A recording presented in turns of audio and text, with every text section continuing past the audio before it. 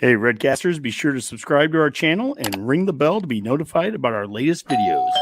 Go Big Red. Welcome to NBNR, the authority on unfiltered opinions and authentic player insight for Nebraska athletics. Connect with us on Twitter, Instagram, and at NBNRpodcast.com. We have the saying, no block, no rock. You know, we just really love Otter. He's a junkyard dog. Kenny Bell ran up to me. He's like, you know what you just did? You get mad when you gonna get in the portal and go to another podcast? You know, usually dumbbells are in pairs. They had 5 dumbbells. Dang on it, Muhammad! GBR.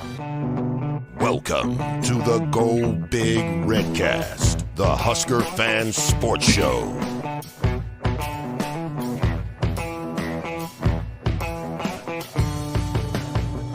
Welcome to the Go Big Redcast and No Block, No Rock crossover extravaganza. I'm your host, David Gaspers, and I'm with Connor. That's me. That's me. I'm hello. Yeah, that was it, man. That was excited. it. And your hot take, Connor. Oh, you want my hot take already? Wow, we're getting right in. Hit us, baby. All right, so we go right. Have you in. even We don't watched our mess around on podcast this before? show. You're sus, but as my kid would say, you're sus. no, But you I never do. watched But the I didn't. Redcast. I thought we were going to the table. You want my hot take right Let's away? try that again. We were talking about Connor. this. Yeah. All right, so I got a hot take for you. We were talking about this just before we came on. I am going totally un-Husker related. I'm telling you right now that the best rookie quarterback in the NFL this season will be Anthony Richardson. Oh boy! Very listen. hot take. They asked for hot takes, and I gave it to them. The people Aiden wanted O'Connell it. I would like the supplied it. Ooh. Okay, Ooh. Kyle, I'm we sure he have would. a He can hot talk to take Anthony that Richardson about the listeners that. actually want to listen to. Kyle, hot take. Okay, I've got you. Okay. Heinrich Harburg will be in the transfer portal by the end of this season. Based off of him taking wide receiver reps. That's my hot take. Okay. Okay. All right. That's a hot take. It's a downer, but sure, man. All right, all right, Mike, get something more positive for us. Yeah. Here's a hot take. Syrup tastes really good on ham. Oh, 100% agree. Like if you're getting like pancakes, eggs, and bacon or It's ham, been like a steak, Canadian bacon, that- like the yeah, you throw that syrup on there, it gets on everything. Like eggs, pancakes, ham, everything. Absolutely. And this is coming from like the Jewish member of the podcast who only started eating ham when he was like 18 years old and finally left his parents' house. All right. So Thanks, Rob. I'll get to you here in a second. How about Jared? all right. My hot take is Tommy Frazier should have won the Heisman in '95. That's not my serious one. Yeah, I was about to say, is that a hot take? Come on, guys. Okay, here my real one. Teddy Prohaska will start and finish one game this year. Oh. He will do it. I believe in him. That's a positive, by the way, not a negative. That is a positive. He has done it before, so he can do it again. You can do it again. That's right. All right, let's get back to the guys who actually know how to do hot takes. Rob. Wait a second. No, Rob's horrible at hot takes. But go ahead, Rob. Try it anyway. well, that's just because Dave, you usually don't understand it. But this time, my hot take is this: is that Nor does anyone else, Rob. Nebraska is going to beat Minnesota on a last drive of the game with almost no time left on the clock, whether it be by field goal or touchdown. And we will walk away and start our season 4-0 this year. All right, Rob. I like it. I mean, but by the last drive of the game and no time on the clock, that kind of goes hand in hand. And a field goal or a touchdown, two most likely ways to score. But thank you. I like the specifics. For all you know, it could be a safety, like with no time. Well, that wouldn't be a drive, though, Rob. Shut up, Dave. Wow. Thanks. Let's let the Boomer, Redcasters have please that save in me. us. Yeah. I hate Boomer, you, Dave. please save us. Well, I'm Thank just you. excited to see the Redcast following the Big Ten's footsteps and just continually expanding like this. I mean, look at the membership here. This is pretty darn impressive. But although I do kind of fear for the future of consolidation when it's just the powers that be remain. So Rob, you might want to be careful, going forward. Hey, we added Talon this week. We've got Redcast Strong at Redcast Strong on Twitter. We've got Talon. He'll be doing all of our social media on TikTok and all of those other fun things like when we do reels. Again, it's Talon Strong is his name, but you can follow him on Twitter at Redcast Strong. And then we still got the Mac. kids are into nowadays. We still have Mac too, so that's like what 5, 6. That's a 10-team conference right there. So you're not kicking me out. Pac-4 is envious. Because Dan and Skip don't count anymore. We never see. As far as I can tell, No Block No Rock is only going to get partial shares though. Yeah, that's fine. They got to go through. Nothing. Yeah. And we will be Florida State complaining the whole time. Honky, it usually doesn't take us to get this long, 7 minutes into the show. But what's your hot take? Well, while Colorado is infighting, look at us spreading the love here. All right, I know. Now that seems a little weird after 5 minutes of hot takes where we weren't spreading love, but we are spreading the love, Husker Nation. And this weekend, we will be right back here at Nebraska Brewing Company doing the Nebraska Podcast Awards, which is outstanding. No Block, No Rock. You guys played such a huge role. Well, you played the role to get it going. So that is outstanding. It's an honor to be here tonight doing this. And it's fun to be doing this crossover. We're going to talk some Husker football, and the season's 2 weeks away.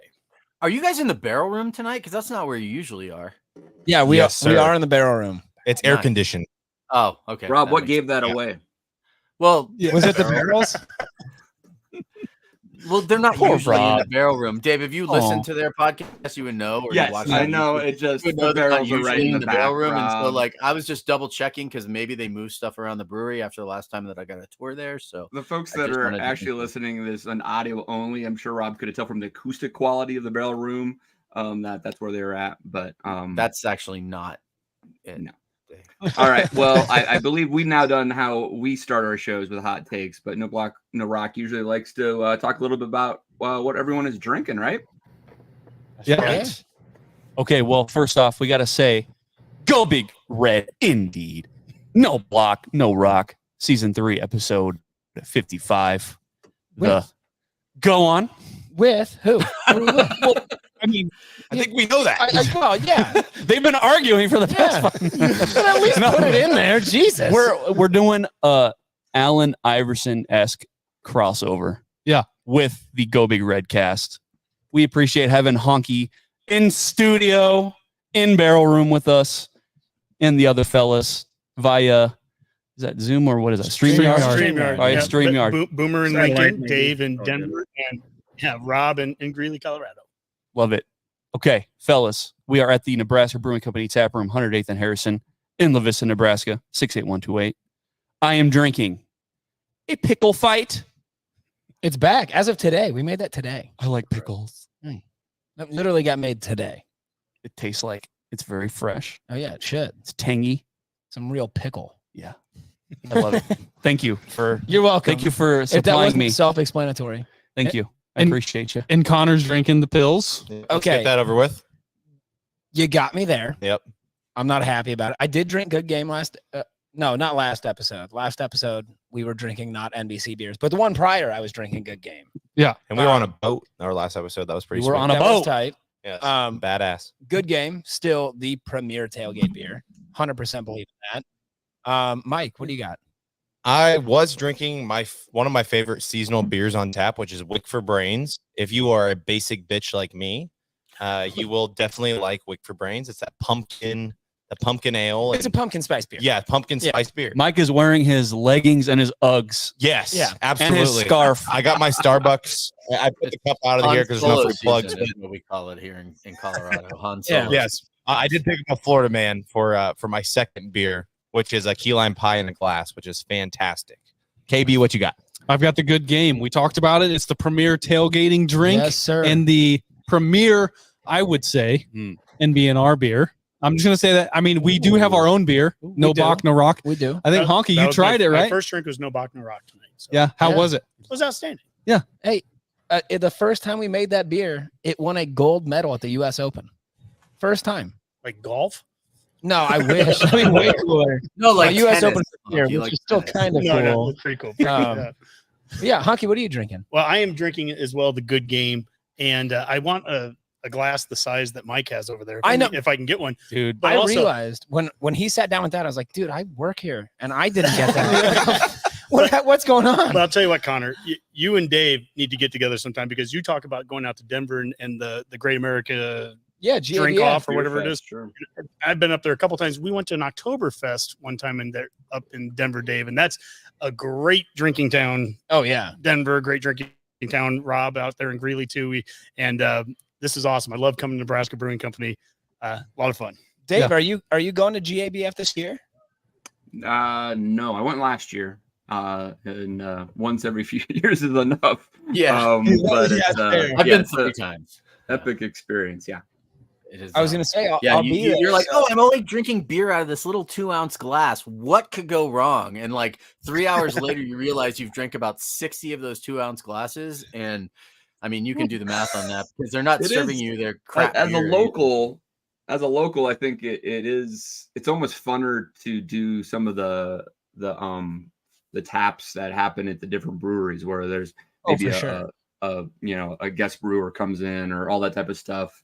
Because you can actually enjoy a full beer there and really have a better experience. The 2 ounces is cool. You get to taste tons of different beers, but they do kind of meld together a little bit, and so I think having the event here is almost as fun as actually going to the event. So yeah, and it's like it's cool because when you're there, the experience, like if somebody drops their 2-ounce cup on the ground, the entire place will erupt and like and like it's like a circle. 20,000 people go nuts. Like no, and it's not even a joke because you can hear it. The acoustics in that building are terrible or great, however your perspective. But it like echoes through the entire building just over and over again whenever somebody drops it. So everyone stops what they're doing to point and look at the person that dropped it.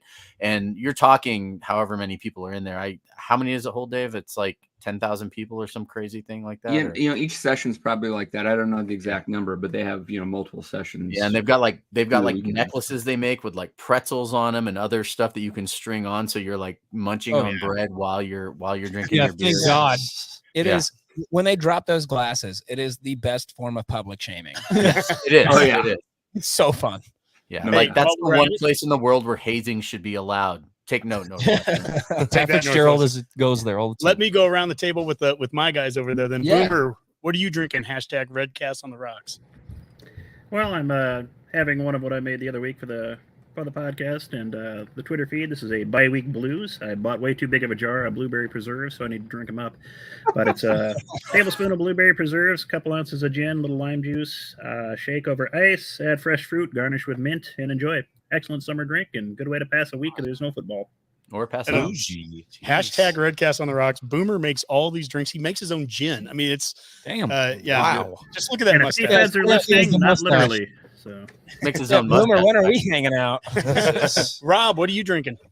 What do you think I'm drinking? Oh, it is Kool-Aid. I am drinking Kool-Aid. Jeez, look at that. So I will tell you though, is that I had Rotary before this. I am a Rotarian here in Greeley, Colorado.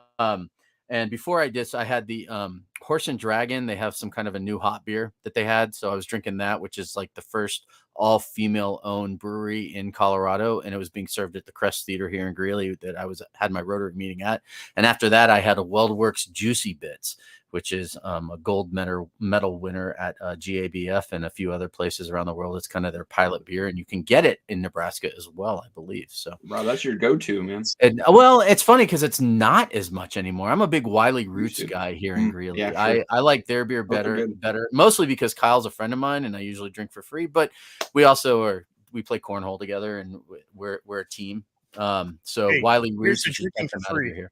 Cheers to drinking for free. Here's just drinking for free, and here's my Kool-Aid too. I have the full pitcher.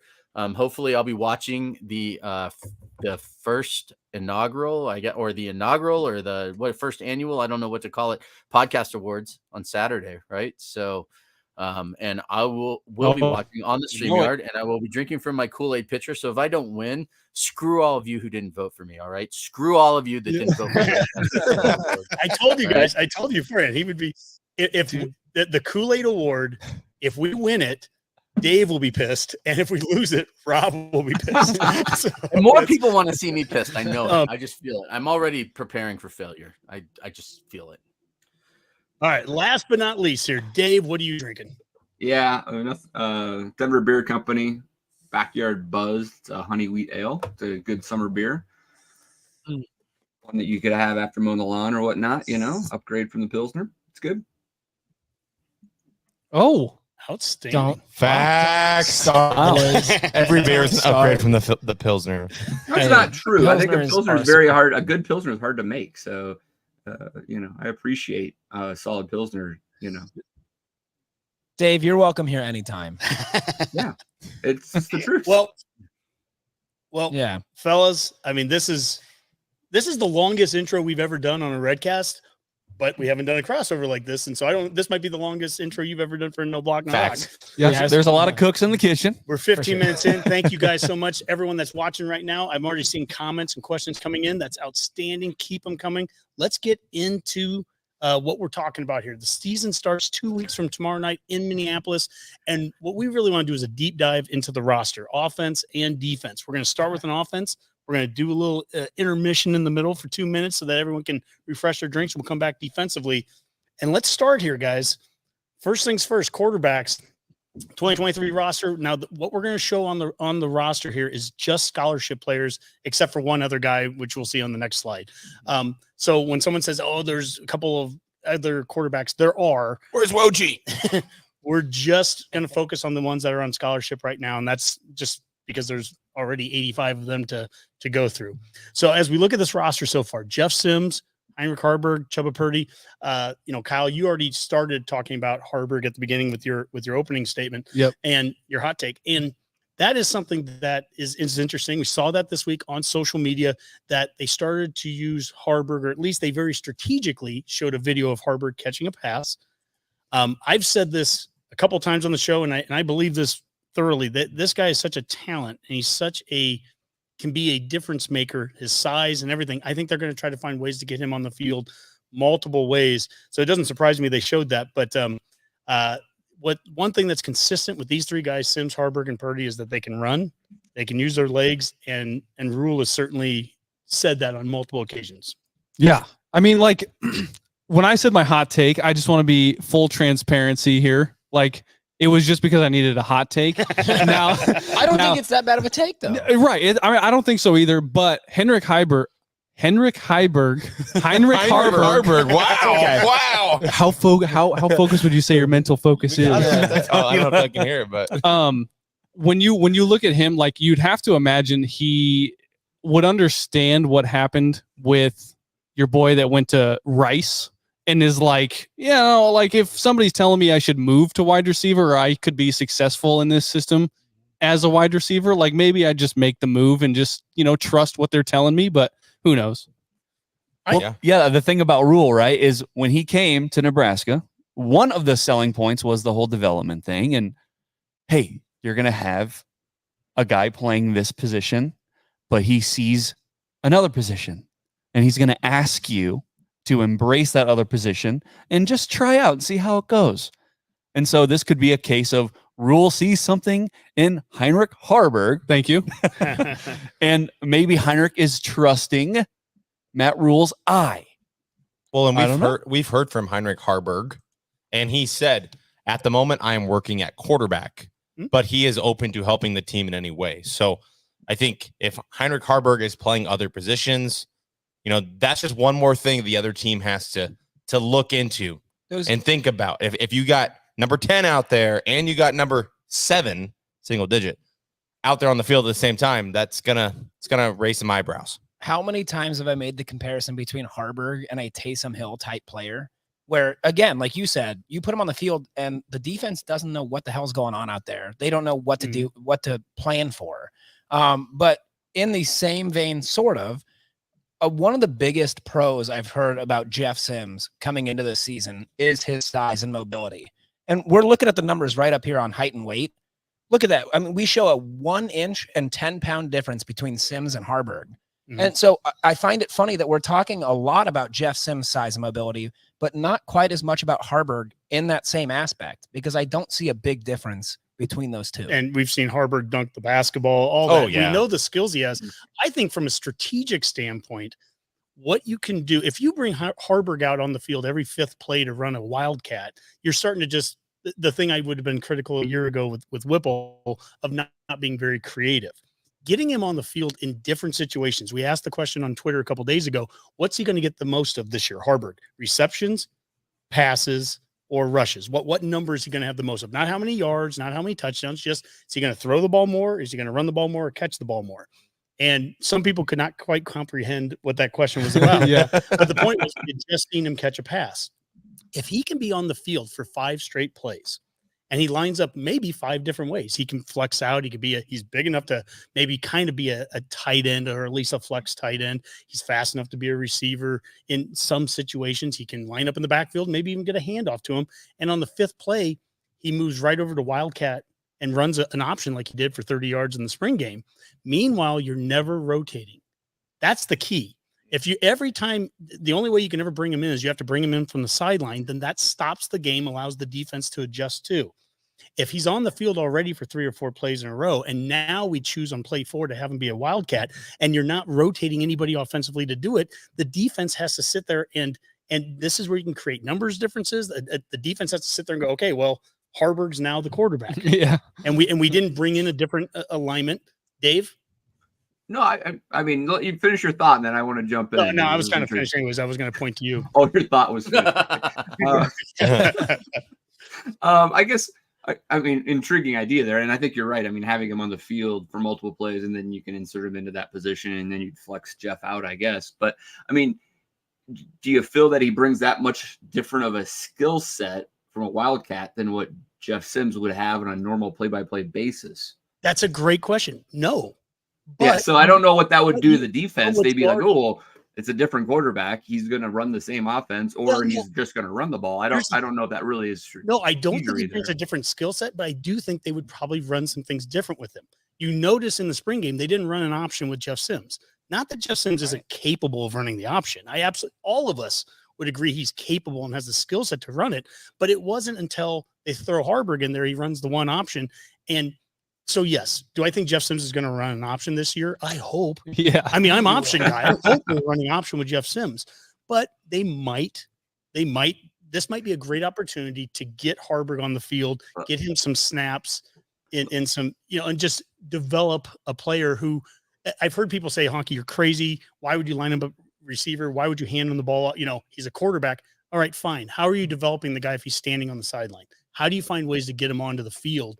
Because Jeff Sims, you only got one spot. One player can play that, and Jeff Sims is going to be the guy.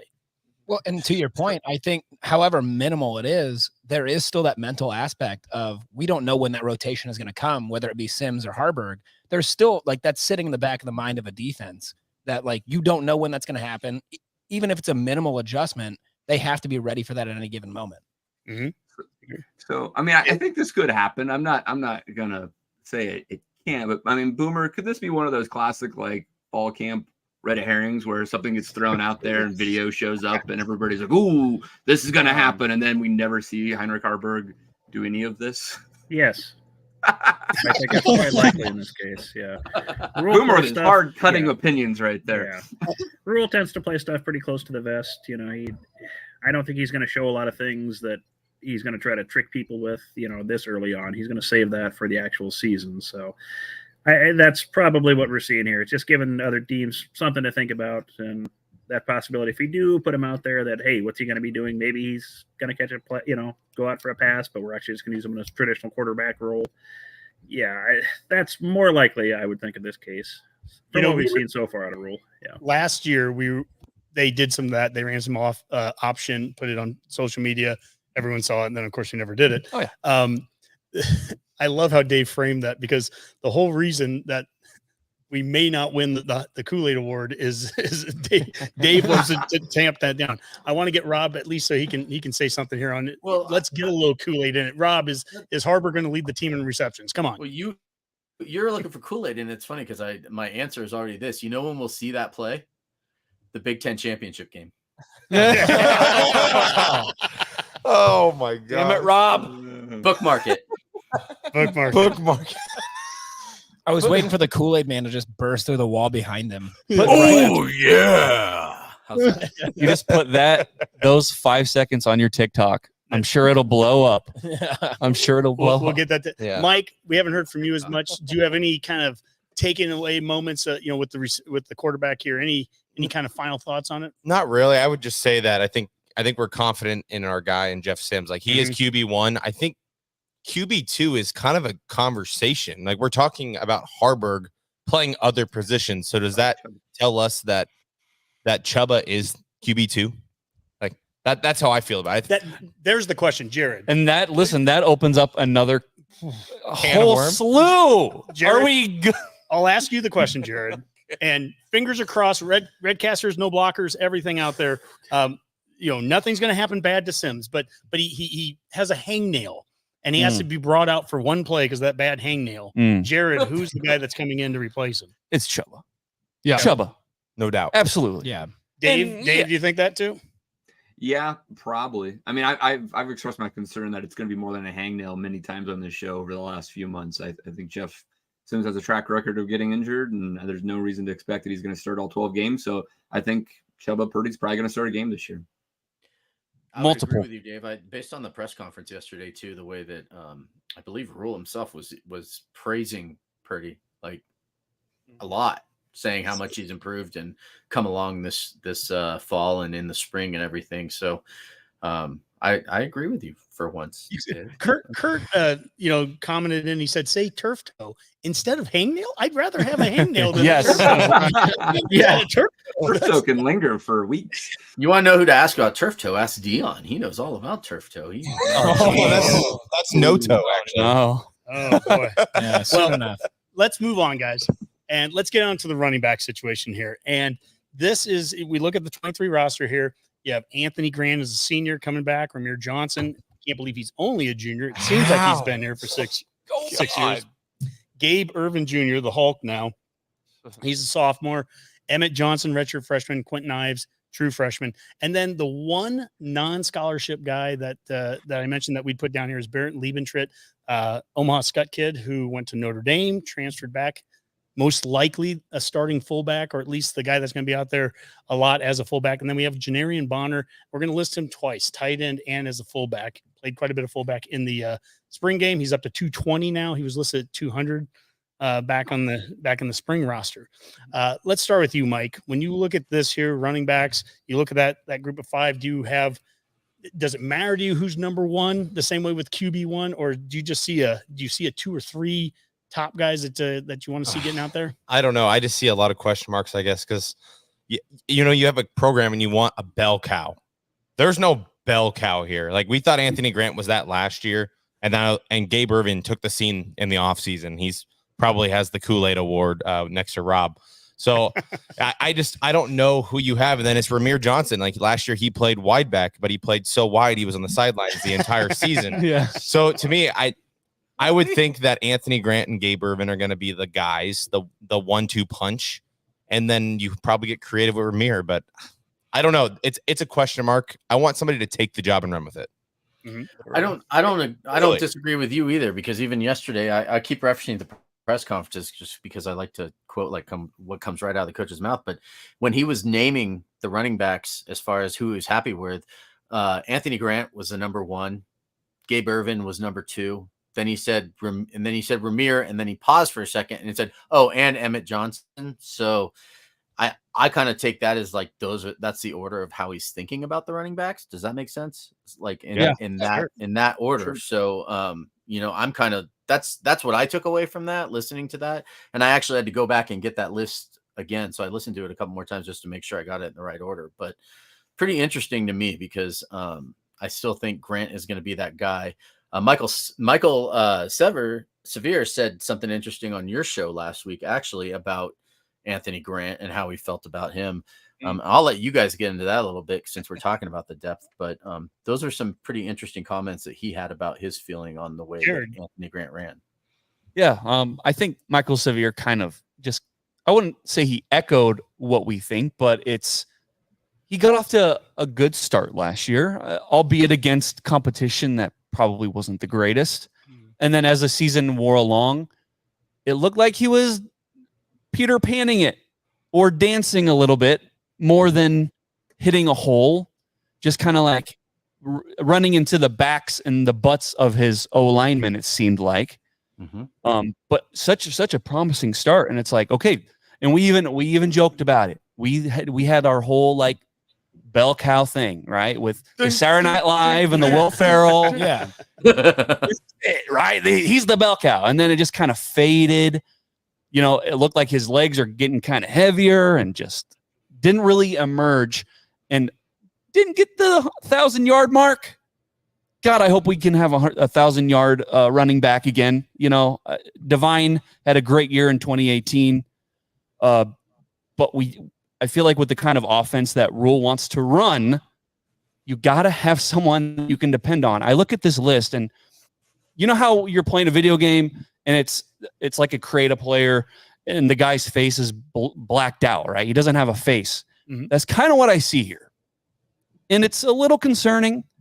And you hope that with EJ Barthel and with his coaching that he's unlocked something from Anthony Grant or Gabe Ervin, who I think will be RB1 personally, but will he unlock something out of these guys? With the live viewers right now, if you're watching this, put down in the comments, who do you think, if you look at this list of 5, who's going to be the first one out of these 5 you think that will get 1,000 yards? Could be somebody this year. It could be Quentin Ives 4 years from now. It's going to take us that long. Hopefully not. But I mean, you know, is there 1,000-yard, or you can say there's not a 1,000-yard rusher in the bunch. I mean, all is fair, right? Gabe Ervin, you know, I was at the Illinois game with Mac and Rob a couple years ago, and we saw him bringing that up. We saw that first game of Ervin, and we loved the start, but then he had the injuries, right? Grant, there's parts of me when I look at Grant last year, and I think half of it's Grant and half it's Whipple. I blame a lot on Whipple and offense. And we were a Jekyll and Hyde offense anyways.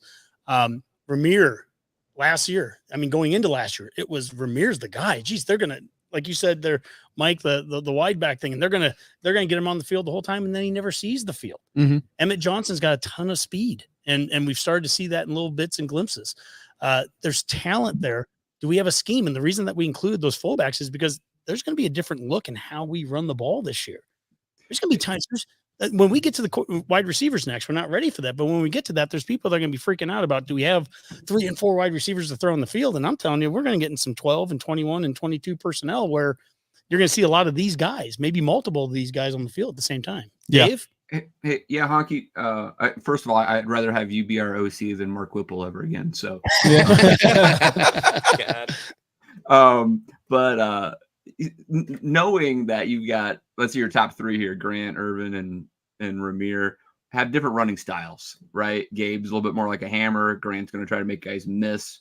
How would you deploy these guys, like in the sequence of a game, to maybe maximize their ability, right? Would you have Ervin out there in the first quarter to hit that middle linebacker over and over again, and then maybe that deploy Grant later and make the guy miss because he's waiting for the hit, or some other approach? I mean, is there a way to actually use these guys in a way that actually enhances their individual abilities because how you've deployed them?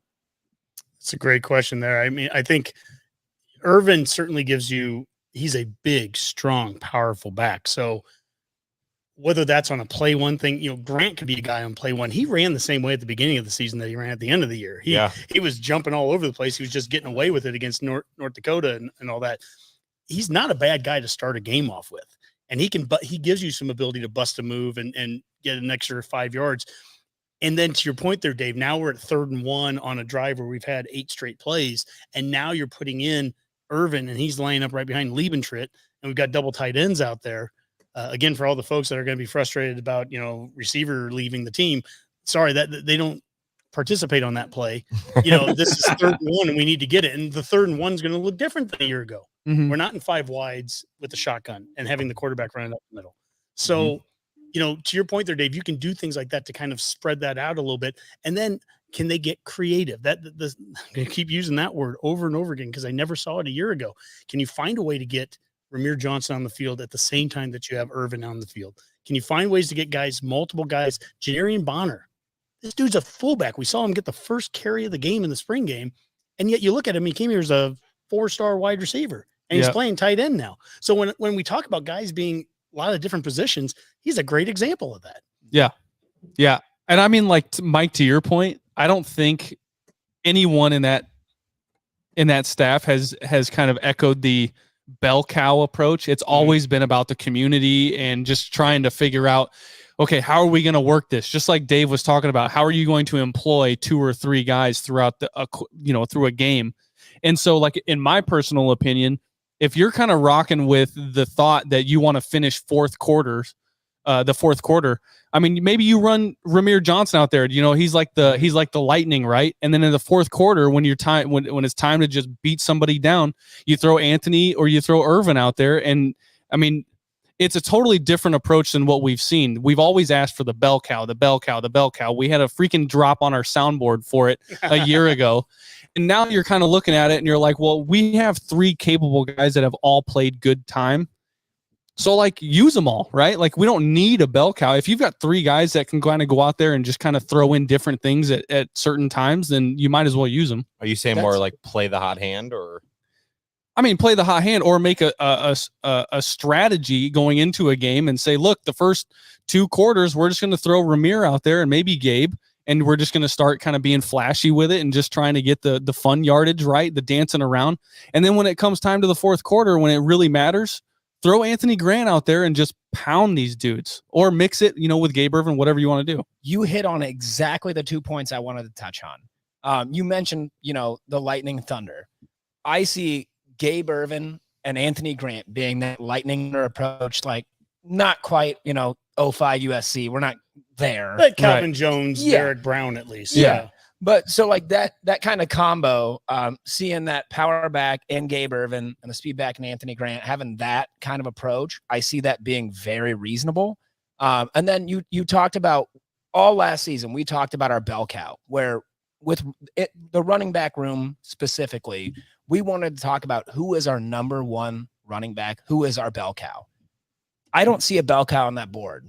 But this season, or the end of this season, we've talked a lot about the dogs in the locker room. Who's our dogs? Right. I see 3 dogs on that list right there. I don't need a bell cow. Right. I got 3 dogs that whatever situation I need them, I can find somebody that can get the job done. And I think that is the most encouraging thing I see on this roster.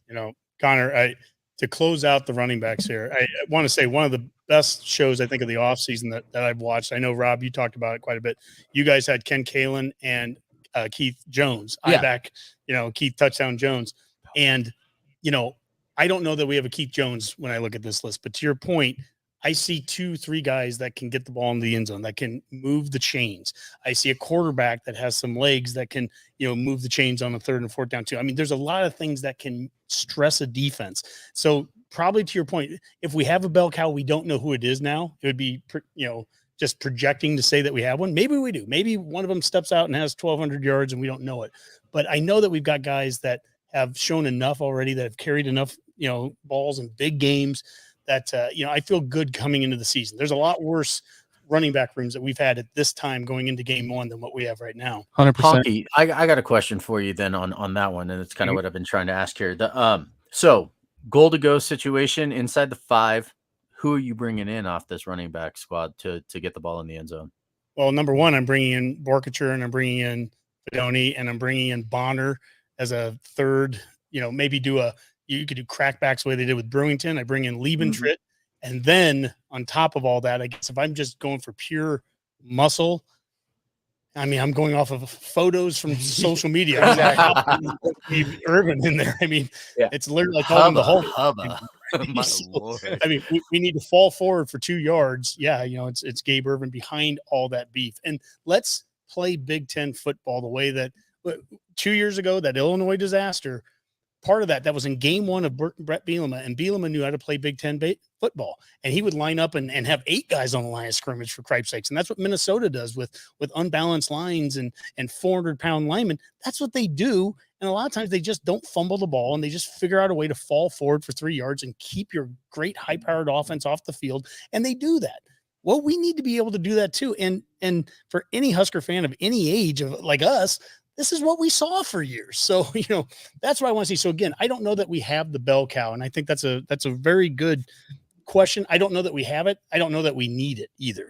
Right. We tried the whole bell cow thing with Anthony Grant last year, and we've already talked about it. At some point, the wheels just kind of fell off, and we got tired and beat down. And then who was there to back it up? Mm-hmm. Well, let's move on to the position that has received a lot of recent discussion. Obviously, we just lost Xavier Betts, wide receivers. As we go down the list here for seniors, we have 3 seniors here. Joshua Fleeks, who got himself lowered enough weight to get back into camp. He's in shape. He's in shape again. I wish I could get in shape that quick. I could kick Honky off the podcast. He's overweight. He'd never come back. No. Now I appreciate My Lord. that. I could drop weight that fast.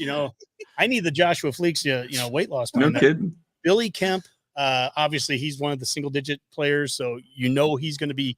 If we're in a 2-receiver set, he's going to be on the field more times than not. Out of that, Marcus Washington, he's gone in and out of some injuries there.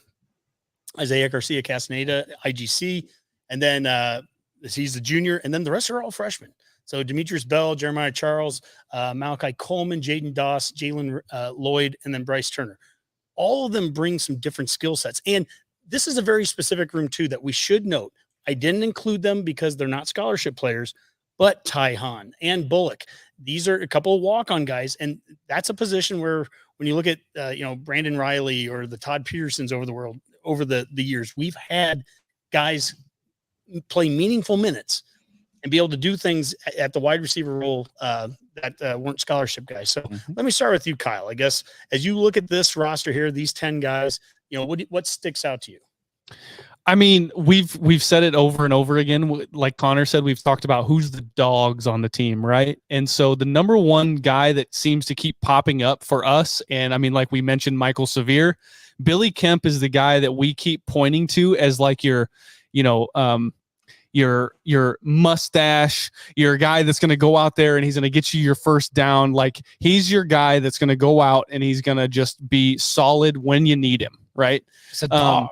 Yeah, but I mean, it certainly doesn't help. We talked about on the boat pod this weekend about like losing Xavier Betts and like how crazy is this, or like how bad is this? And to be honest, we were like Mike's point was it's really not a huge deal. Like I don't know if it was talking about is Xavier Betts going to be the game changer this year, right? Like we have 3 guys up here that are seniors that have played serious time at different universities, albeit at different schools, but at the same time, they've played serious college football. So it's not like that's something that sticks out to me is that you've got 3 guys up there that are seniors and have played actual time around college football. Well, Mike, can I ask you a question? Yeah.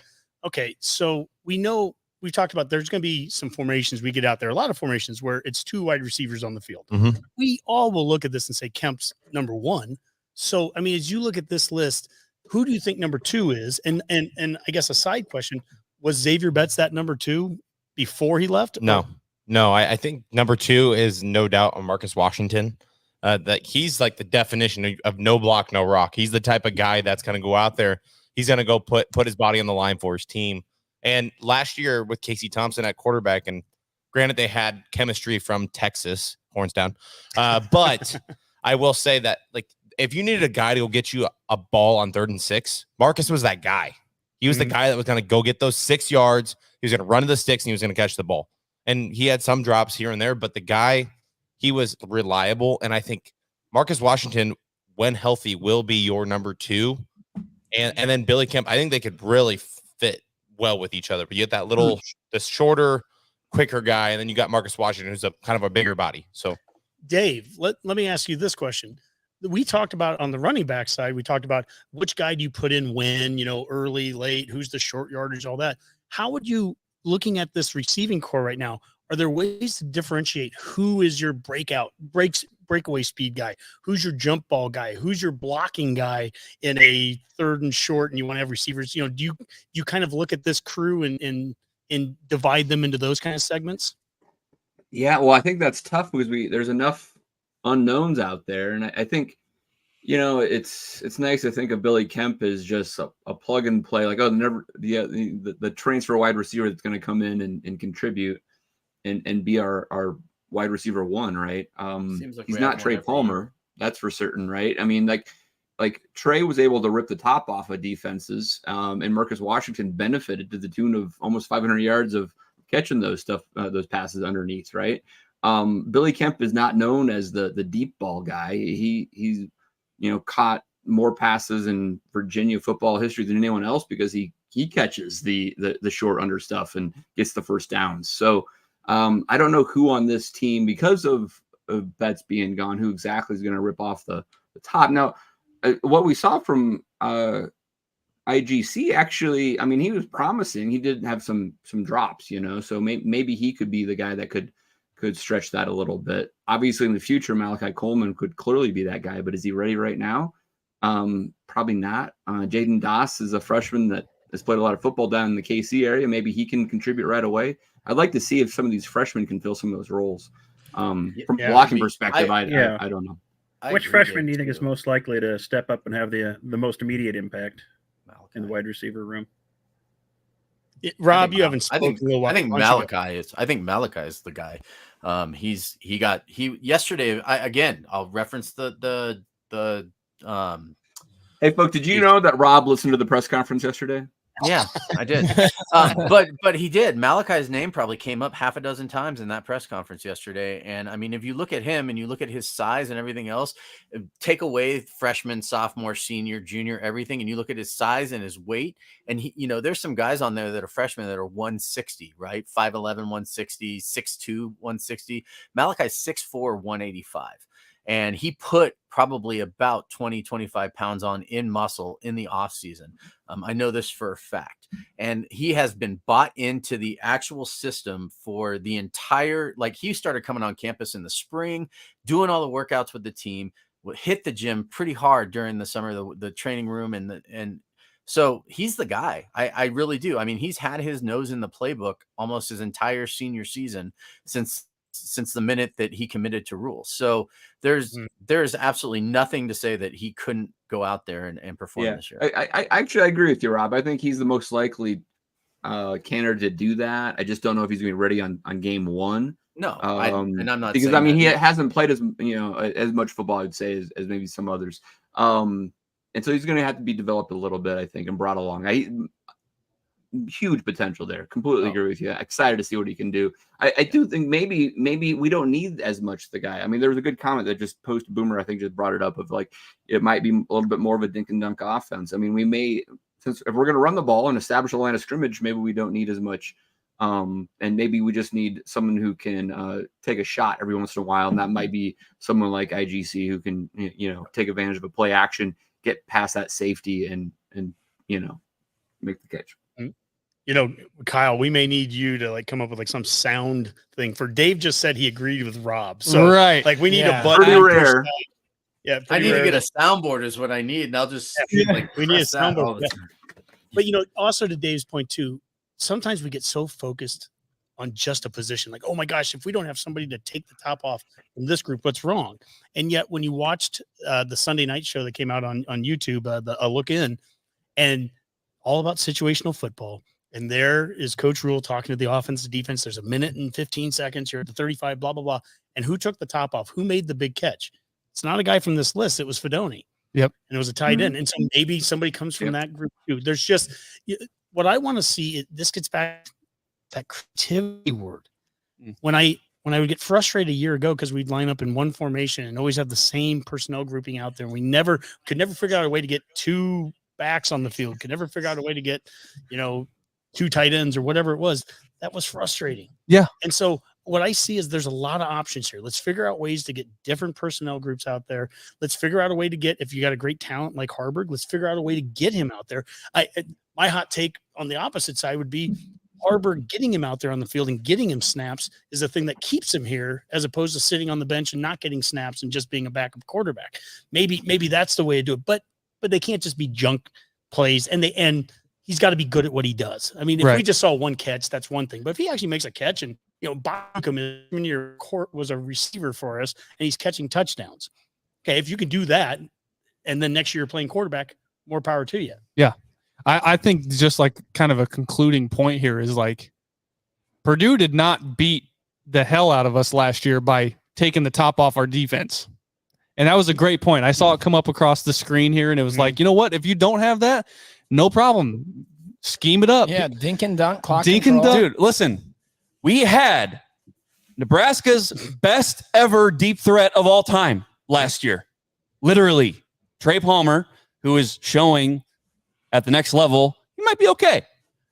What was Nebraska's record last year? I don't want to talk about it. Like, this is kind of the opposite. We got Billy Kemp. He's not going deep. No. Okay, he's going to run your 7-yard routes, whatever. You know, I look at this list. Okay, there's 10 guys there. 6 of those guys are true freshmen. Joshua Fleeks I don't think he's going to contribute. Okay, just my opinion. I would agree.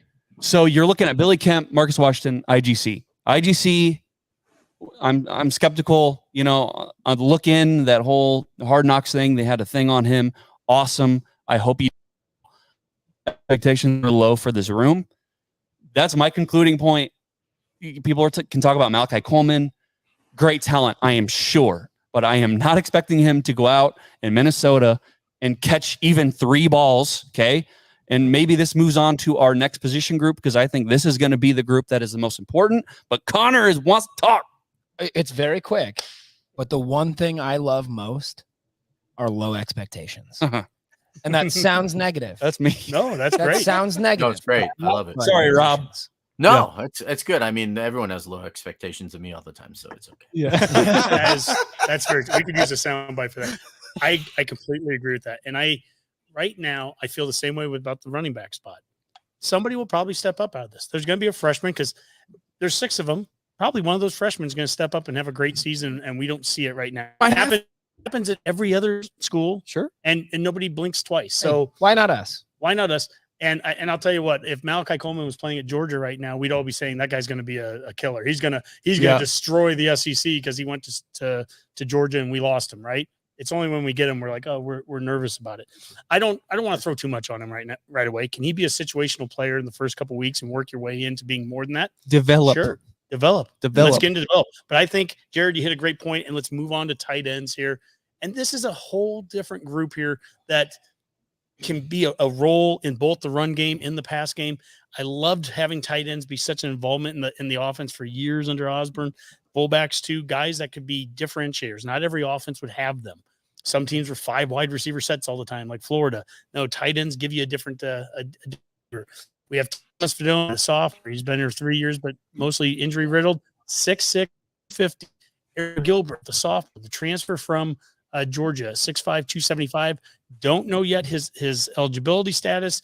Didn't sound great according to Rule a couple days ago, but we don't know yet. Nate Borkercher. This is why you don't get rid of the walk-on program, people. Damn. Sophomore, 6'5", 245. Very well could be the starter.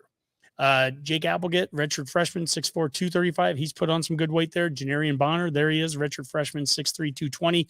And he can be a completely different style tight end. I think in that Chancellor Brewington kind of mold where you could be doing crack blocks and stuff with them. And then Ismail Smith-Flores, 6'4", 225 freshman. I'll start with you, Jared. Right away, I guess I don't even know if this matters. Maybe the same way with the running back one. Do we have a bell cow at tight end? Do we have a starter? Does it matter? Or who do you think will be, I guess, tight end 1, tight end 2? Well, you look at that list. Fedone, we don't need to be – that horse has been dead, right? Yeah. Hasn't played.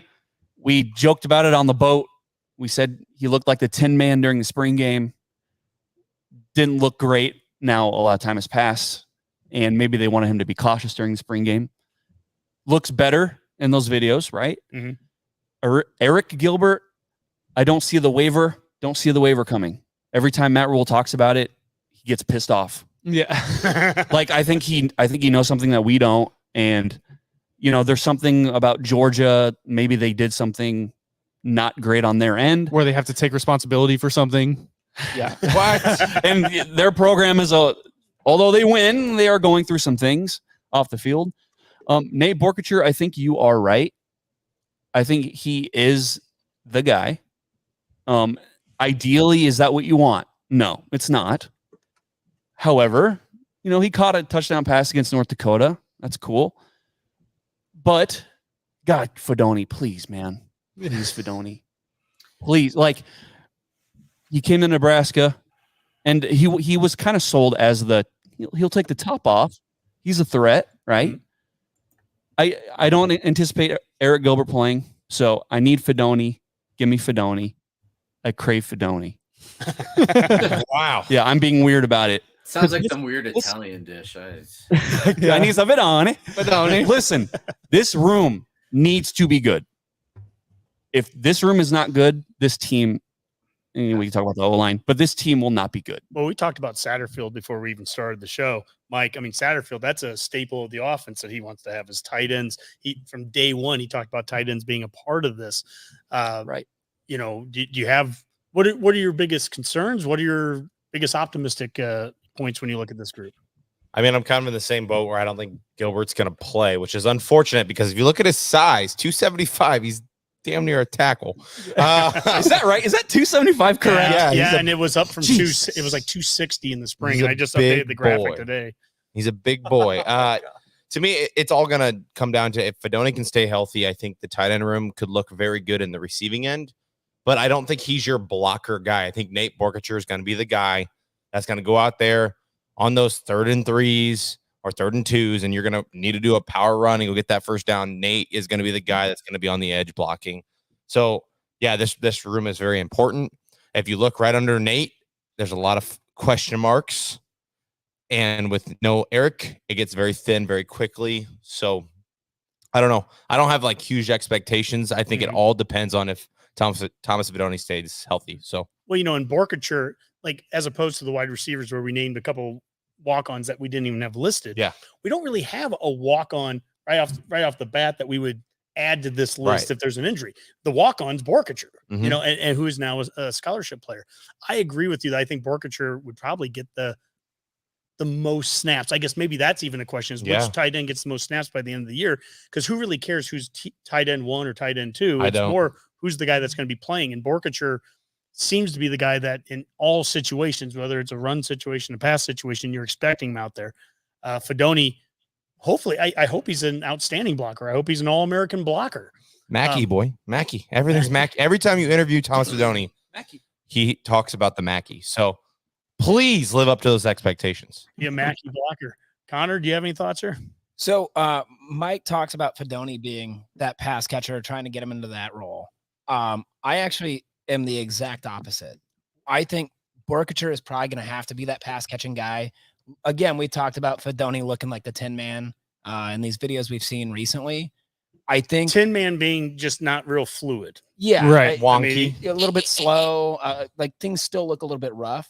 I think it'll be easier, not easy, but easier to get Fedoni into that blocking role. I know that's not why he came here. I know that's not what he wants to do. But everything we've seen out of this guy through two ACL injuries, was it an ACL, MCL, or 2 ACLs? I think 2 ACLs. Yeah, 2 ACL injuries. This kid has not wavered. He wants to be a part of this program. I think wherever they put him, he's going to be happy. And I think putting him in that blocking role, especially with that size, is probably where I see him being most effective. Dave? I think. Oh, yeah. I was going to give you the final note here, Dave, so you go. I was just saying that the video of Fedoni is probably just a big ruse, a cunning attempt to trick us, right? You know, that, you know, he's actually probably completely healthy. He's going to be super dynamic, and they're just making him look slow on the video. So we don't know what's going to happen.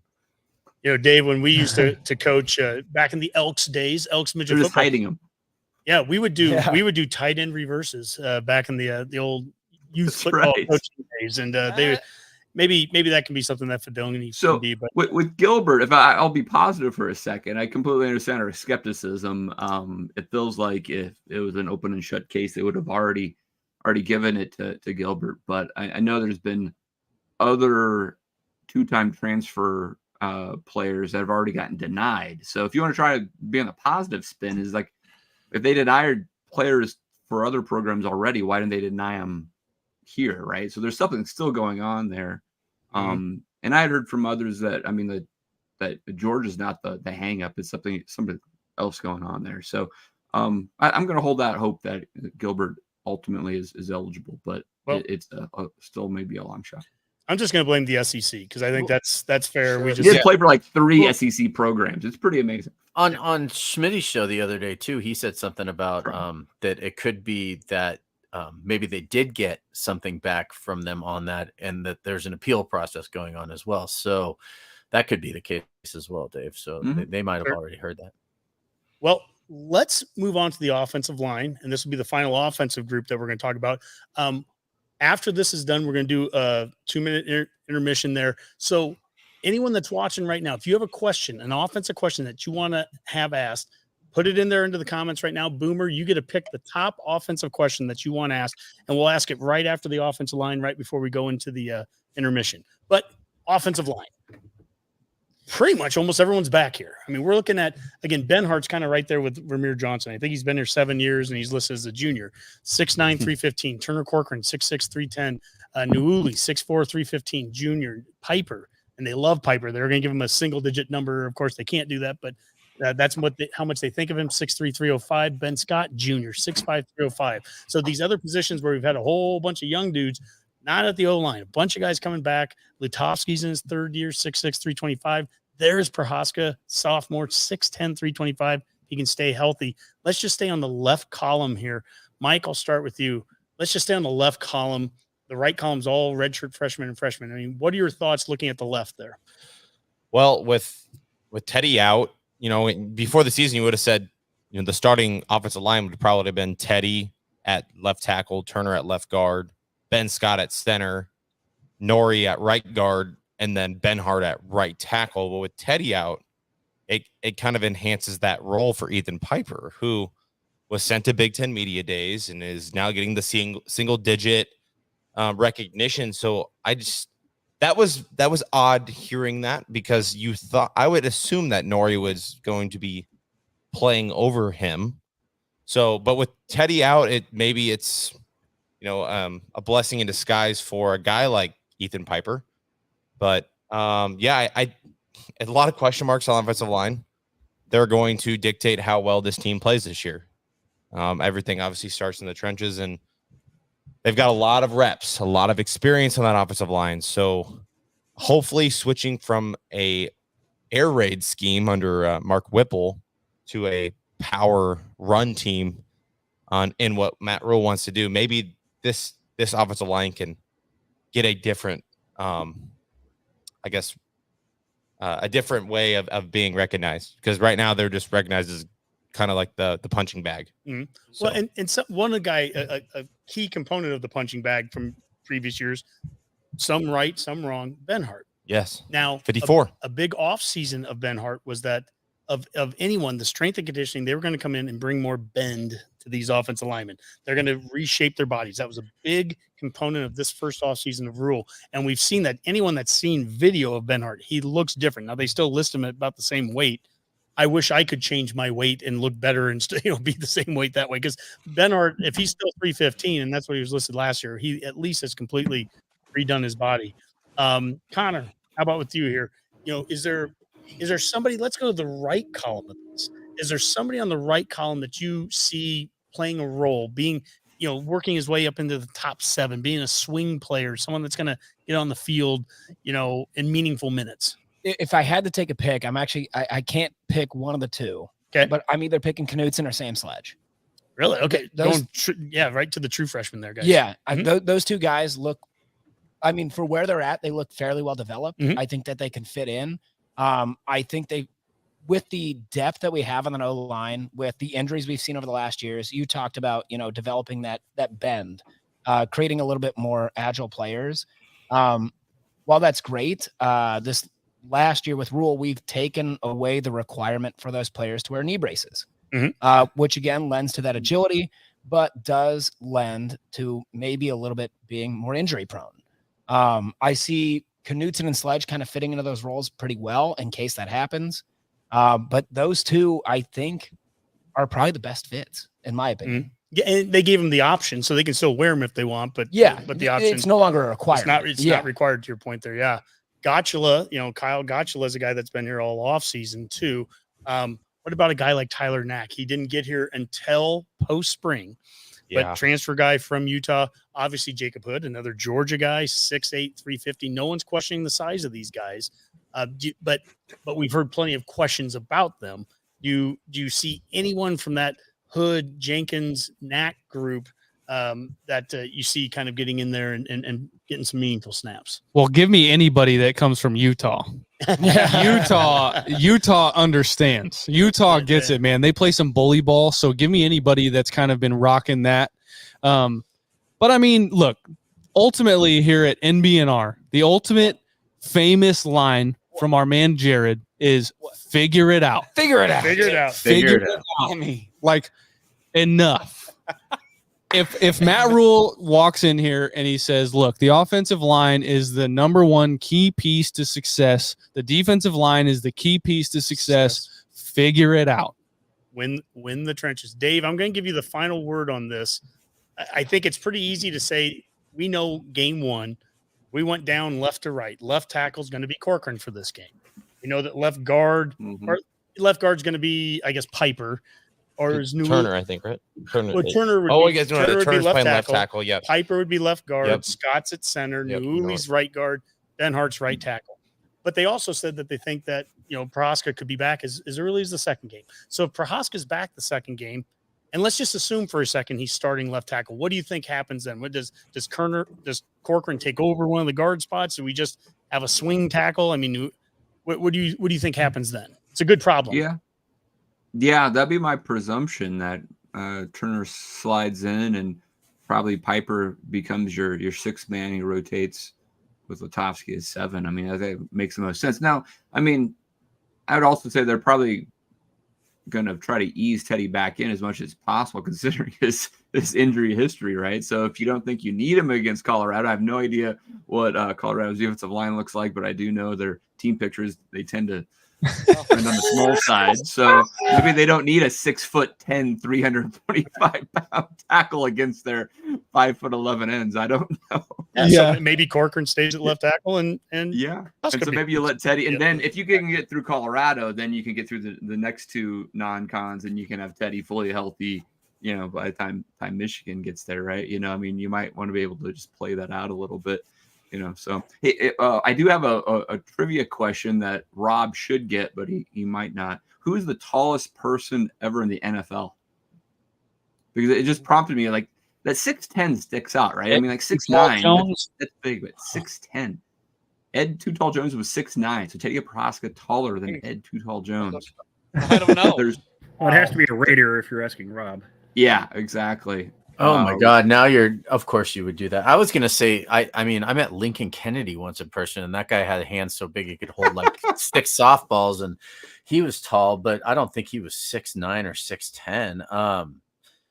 I know who it is. I know who it is. He blocked a field goal against the Broncos to win the game for the Raiders. It was. Oh, I hate you for this. What year was this, Rob? It was in probably like 2006 or 2007. No. Okay. Nope. Richard Sligh, S-L-I-G-H, Dick Sligh. Interesting. Was a defensive tackle for Oakland. I was thinking of a completely different guy. What was his name? God, now I can't remember. He played for the Raiders in the Super Bowl. So you can give him that. But 7 foot, only 7-footer. Current tallest player is Dan Skipper, offensive lineman for the Pats. He's 6'10", so very few 6'10" and above. So if Teddy would ever make the NFL, he would be one of the tallest NFL players of all time. Boomer, I'll give you the final question. One last offensive question. What was the best one that came in? And we'll get to intermission. All right, we'll make this kind of a rapid fire with everybody, giving a quick answer here. A lot of the questions and comments we posted while it was going, but this one to end the offensive segment from her Dizzle. For Nebraska to have a successful 2023, the offense must blank. Do a little match game here. Oh, let's just do one word: block. Yeah, Kyle. Score. Take your time. I don't. Score. I don't know. Jared. Not turn the ball over. That's more than one word. I don't care. That just needs to happen. My one word: adjust. Adjust. Ooh, nice. Mike, go to the next one, Boomer. Oh, that was it. Yeah, that was probably the best one left. You said one, so I went with one. Right. You're right. You're right.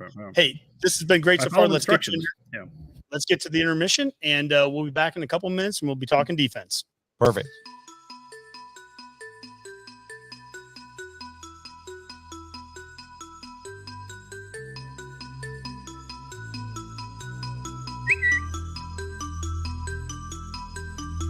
It all started as an innocent, playful quip, but we saw it as an opportunity to get together and celebrate with fellow podcasters.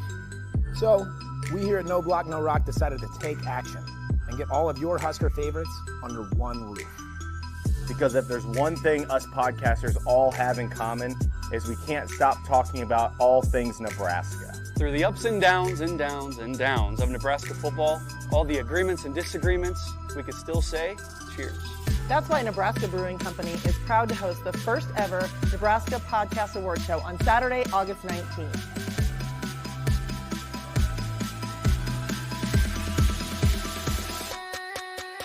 We have a saying, no block, no rock. Go Big Red indeed. No block, no rock.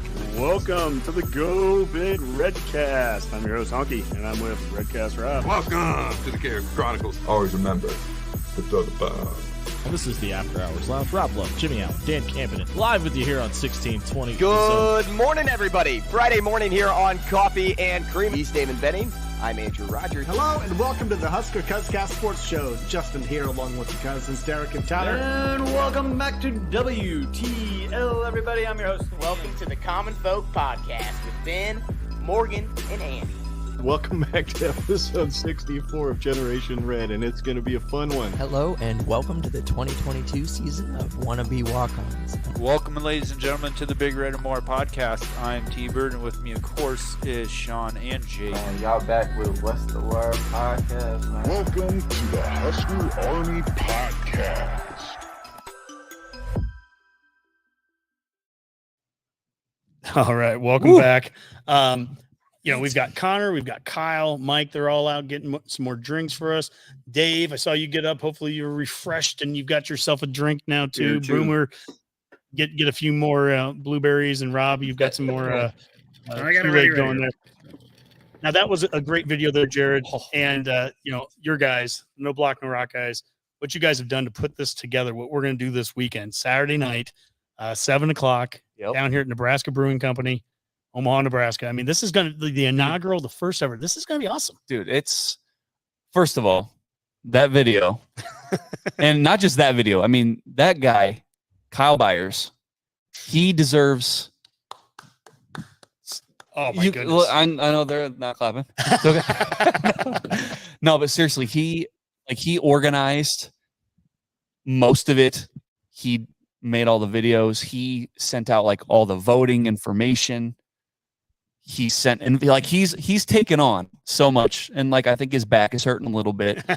He's gotten a lot of emails from people, a lot from the people from the podcasts asking him questions. I haven't answered any of them from other people, so I'm not annoyed, but he might be a little bit. But no, seriously, I mean, tonight we would love to talk about the award show. The doors open at 7. But we encourage people to get there earlier, 5:30. Honestly, the main thing about this, guys, is we are shooting the shit. Okay, this isn't meant to be like, our podcast is better. We got all the awards. Oh, Go Big Redcast won 5 awards, especially the Kool-Aid. I'm not saying that's what you want. I'm just saying, I'm just giving an example. Dave's going to be so mad. Dave. To be honest, they have no idea who won. But yeah, this is just meant to honestly connect with people, get all under one roof. Mm-hmm. And I mean, we talk about Nebraska football, of course, but to form relationships. Listen, Matt Rule's our new head coach. What's he all about? Relationships. Yep. Right? At least that's what we've seen. Face-to-face conversations. That's right. Getting in front of each other. Yeah. That's what we want to do. It's so easy for us to, there's podcasts all around the world, and we're lucky to have Honky. He comes in person. We can talk with him. We can look in the eyes, and we can see emotion. We can see body language. With other podcasts, they're probably on Zoom or something. No offense, guys, but it's just like it can be kind of difficult. It's more to connect with people. This is the opportunity to connect with other Husker fans that want to talk shit or have hope.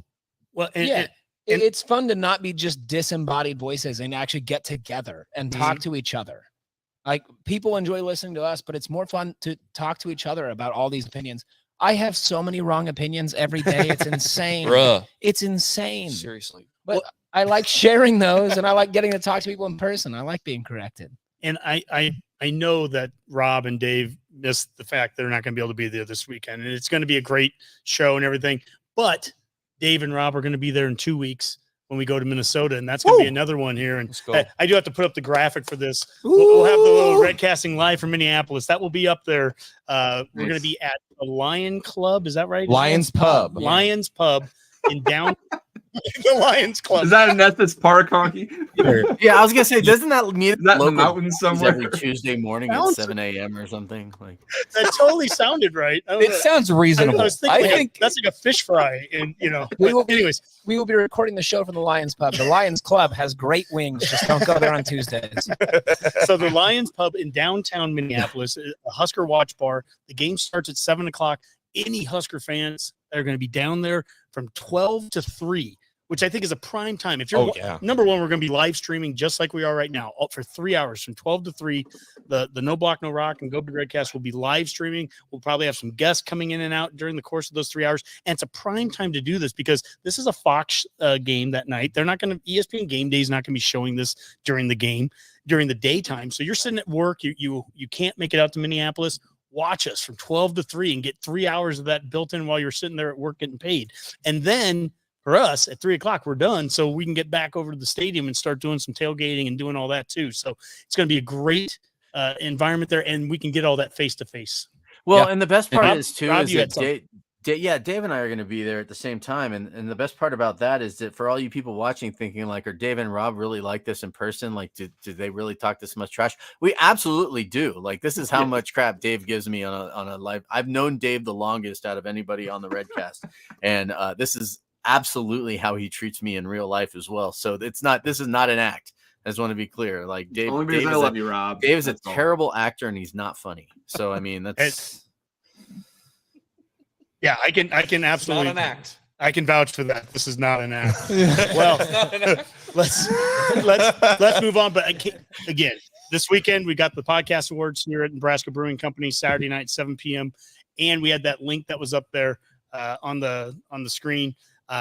You just Google Nebraska Podcast Awards, and you can. Kyle, any details? You just Google it and fill out a form, or yeah. So I mean, the tickets are free. You just literally Google it. That's what I told you when you were looking for the link. I said just Google Nebraska Podcast Award Show, and it'll be the first thing that pops up. The first one ever. Tickets are free. So just put your name in there, grab yourself a ticket, and show up on Saturday. You can find on internet. So all right, let's move on to the defense, everyone here.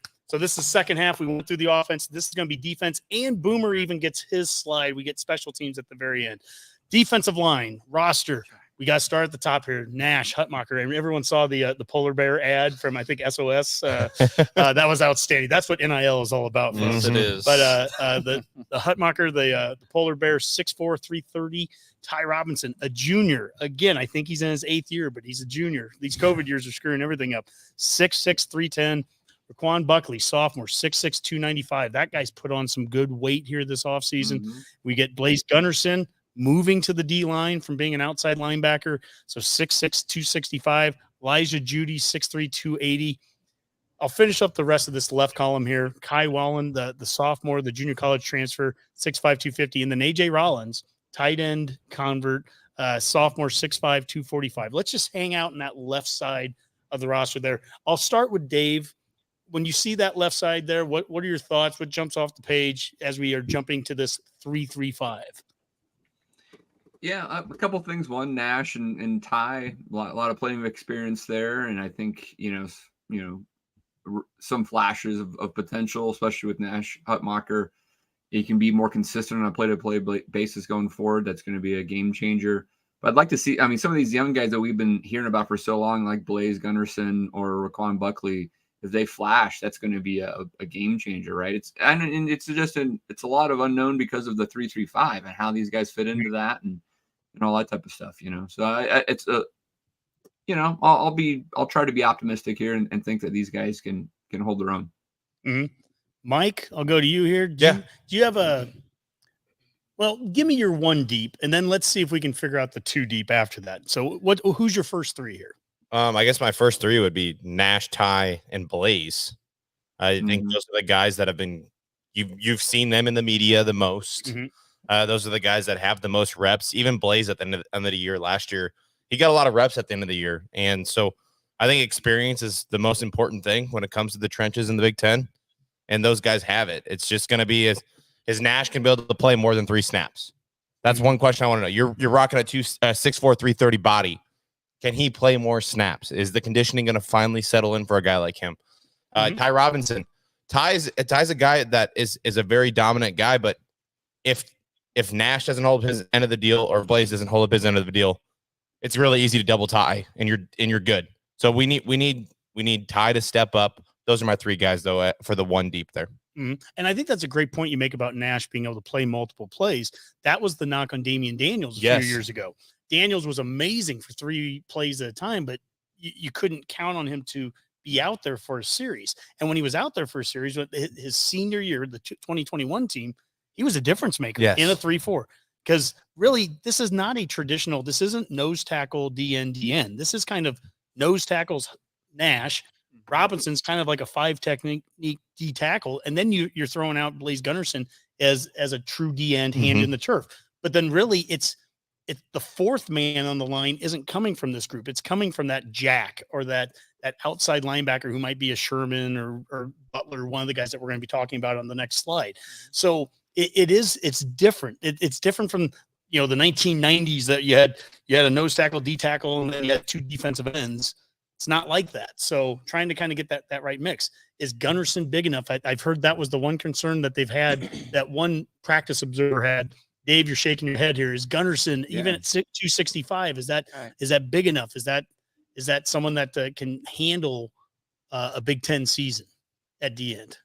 Yeah, I mean, you just look at the numbers there. You're comparing, if he's one of your top 3, and you got Nash at 330 and Robinson at 310. What doesn't fit? It's Gunnerson at 265, right? I mean, you got to be concerned a little bit about depth there. But again, I think the 335 is where it's a little confusing on how much depth you need here compared to your other positions in the next level. But yeah.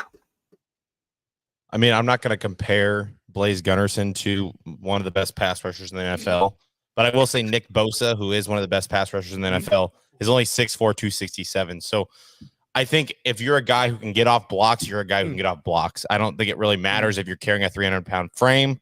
It's just going to be, do you have the ability to get off the guys that are grabbing you? If they're bigger than you, obviously those O-line are going to be bigger than, I'd hope, 6'6", 265. But anybody but Colorado. Yeah. Well, Colorado, that's 230. Yeah. If they're lucky. Yeah, I wouldn't disagree with that. I mean, I get where you're coming from. Maybe from the run defense side. The question is Gunnerson on the edge or is he inside, right? How are you actually playing this 3-3-5? Yeah, that is a big question mark. And, if you have 2 big guys, if Hutmacher and Robinson are on the field and you have 2 300-pound guys on the field, how the hell is that any different than the 4-man fronts that we ran all those years where you had 2 300-pound guys on the field and your DNs were 260? Yes. Yep. Trev Alberts goes from an outside linebacker to a DN, wins the butt kiss, which I'll argue he never should have won the butt kiss. He should have won the Lombardi, which Grant Wistrom won 3 years later playing the exact same position. But the point is he was a 240-pound DN. And I know different times and all that, but even, to your point with Bosa, and you're not seeing 300-pound defensive ends in a 4-3. What you're seeing is 2 big guys in the middle. You're seeing 2 DNs that are typically somewhere between 240 and 270, any kind of variation in between there. You're definitely seeing size and you're seeing length out of these guys. Gunnerson at 6'6", and a lot of this when you're playing pass rush, at least the concerns that Dave has about the run game and standing up against the run, that's legit. That's real. When you're playing pass rush, having that length like a boxer, being 6'6" like Gunnerson is, that can play a role there. Jared, let's talk about that second tier then. So we've already gone through that. I mean, you're looking at, is there anybody from the right side of this lineup that fits into the second tier? Into the second tier? Yeah, the second 3. I would say, like, right now, you hear a lot about Prince Will. Yep. Unmamalin. You also hear about Lenhart a lot. When I look at games, when I look at conference games, I ask myself, which team has the best trenches, right? O-line, D-line, right? But I look at this room and I look on the right side and I'm like, you know what? 2 years, I could see this being a strength of the Nebraska football team, and that is something that we have not been able to say for a long time. Development. And Rule's defenses are known for being like get after you and being salty. And I think you see a few of these guys, and it's like, okay, at least from what we hear, of course, haven't seen them play, but some of these guys on that list, and they're going to play this year that I just mentioned them. And I think in a year or two, this is going to be a room where you're like, I like this room a lot. Well, speaking of what we hear, I did a terrible job for the people that are listening to this show tomorrow. On the right side, it's Brody Tagaloya, the redshirt freshman who is out this season. Yep. Vincent Carroll Jackson, freshman, 6'5", 270.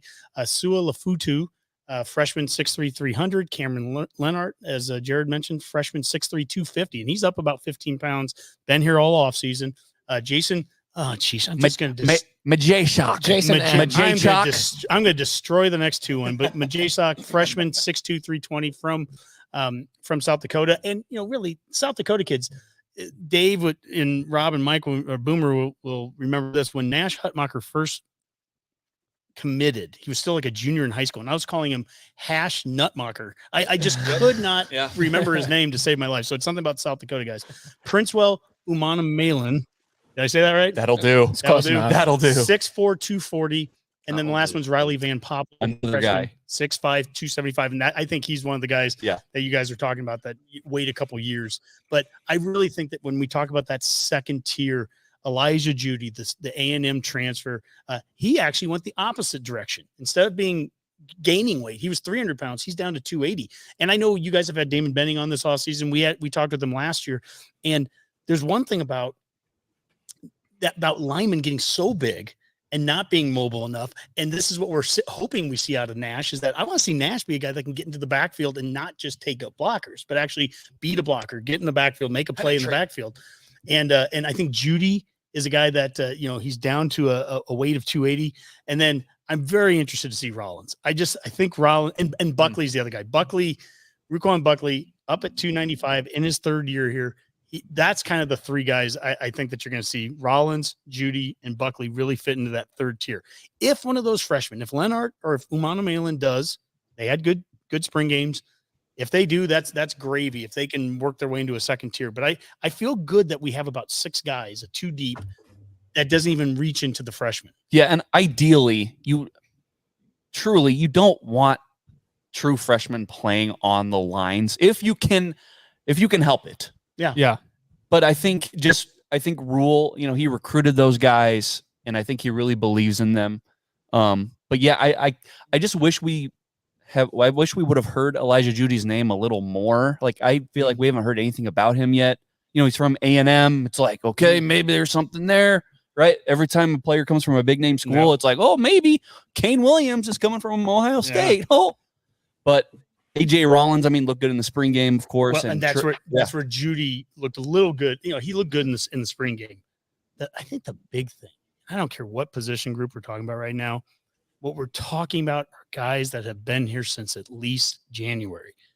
When Rule says he wants a developmental program in 2023, what that looks like to me at least is not starting the guy that just transferred here from Texas Tech, like Devin Drew a year ago, that gets here right about now, in August. Right. Or, Stephen Wynn, who gets here from Alabama, and he gets here from the big school, but he gets here in June. Or even Mathis last year, O'Shawn, gets here in June or July, and, he's going to be our stud. He hasn't even practiced, at least with Judy, at least with these guys. We're talking about guys that we've seen play in Memorial Stadium in front of 50, 60,000 people.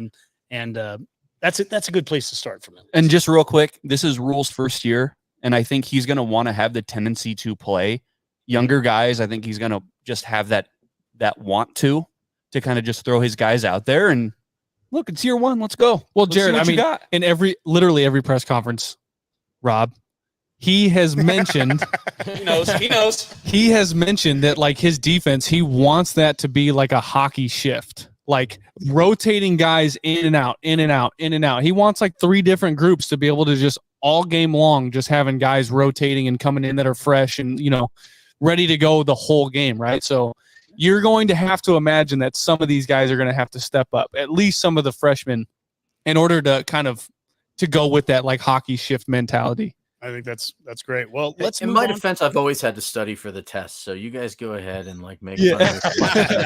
But That's- you know, that's just me studying for the test. That's all. Because that way, otherwise, Dave will just yell at me. So true. Yeah. Well, let's move on to linebackers. And as we talked about a little bit earlier, some of these guys may even factor into the D line as well. So, I mean, really, when you look at the first slide in this one, it's the front seven. There's going to be times where we're in a 4-man front and 4-3. There's going to be times we're in a 3-3. I mean, it's going to be versatile, but these guys are going to move around. And as we look at the left side of this, Luke Reimer, who today was just, was it the Butkus Award preseason? One of, I think it was like 80 finalists, but hey, it's something. So Hey, better than 90. So you're saying there's a chance. Yeah. John Bullock, we got to add him. So this is our same list of our roster that we had in our spring one, and I was updating it. And Bullock is someone to update because he wasn't on scholarship back in spring. So John Bullock, Omaha kid here, junior, 6 foot 220. Nick Henrich, junior, 6'3", 235. MJ Sherman, who had an outstanding spring game, junior, 6'3", 250. Definitely, I think, brings a different body type and different size there to it. Snodgrass, Garrett Snodgrass, we've had his dad on a couple times on the Redcast, junior, 6'3", 230. Javen Wright, junior, 6'2", 215. That's the left side of this. Let's stick with this side of the column here. I'll start with you, Jared. Anyone jump off the page right away? Go for it. Go for it. I like me some Luke Reimer. And that's not just because he's named the finalist for the Lombardi or whatever. I think with the type of defense that they want to run with a 3-3-5 with guys that are fast, Luke Reimer can run. He's proven it. I think he's proven it. He's a guy that I'm looking forward to watching. Like, is he gonna come off the edge and lay the wood on somebody? Is he gonna be a versatile, kind of one end of the field to the other kind of guy? I think he has that kind of speed. Look, MJ Sherman, the dude's a walking soundbite. Right? Yeah. He said so many things, so many TikToks I've made with that guy, just saying something cool, and then I get 1,000 likes on it. Thanks, MJ. Yeah. And Nick Henrich, look, he's going to get a kind of a bad rap because he's not as fast. He's had his injuries. I respect the grind and the hustle that he's put in.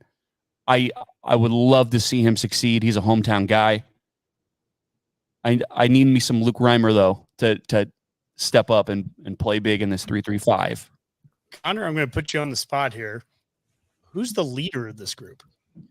Okay, so again, I'm going to parrot Jared a little bit. I think Luke Reimer is the easy answer. But we've talked about a lot over the last couple of weeks that if there's one, like I mentioned earlier, we talk about dogs.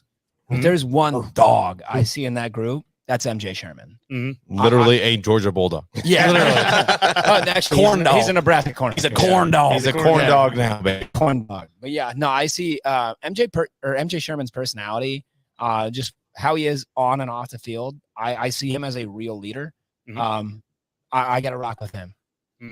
Kyle, what is Henrich's role then out of this bunch? If he's not the leader, if he's not the stud, because he's going to play a lot. He's a starter. What's Henrich bring to this room? Like when I think of Reimer and Henrich, I think of like you guys are going to kill me. I think of like Iowa's linebackers. Oh, shut your mouth. Listen, hey, they develop players. They develop and they go to the pros. Hey, remember that time we beat Iowa? There it is. That's the one. Yeah, I just think of Reimer and Henrich as being like the duo that we've known over the last couple years. MJ Sherman, though, like what you were saying, the dog of the defense, or at least the linebacker group. I think it's just going to be something where Luke Reimer and Nick Henrich are kind of like your go-to duo, and then MJ Sherman is just going to be out there just wreaking havoc. Everywhere. Everywhere. Yeah, middle, outside, inside. Yes. In the backfield, everywhere. Yes. Right. Kind of what we thought that O'Shawn would be on day one. That's what I'm hoping that we really see out of Sherman. We didn't see it out of O'Shawn until Bush became the coordinator. Yeah. And that's where you actually start. For the first 3 games, this is where I've said this for the game against Minnesota. Don't overthink Minnesota. Just, take on blocks, tackle well. You're gonna If you do those things on defense, as long as you're not just getting blown off the ball, giving up 8 yards a carry, as long as you're not doing that, we can beat Minnesota playing good, solid defense.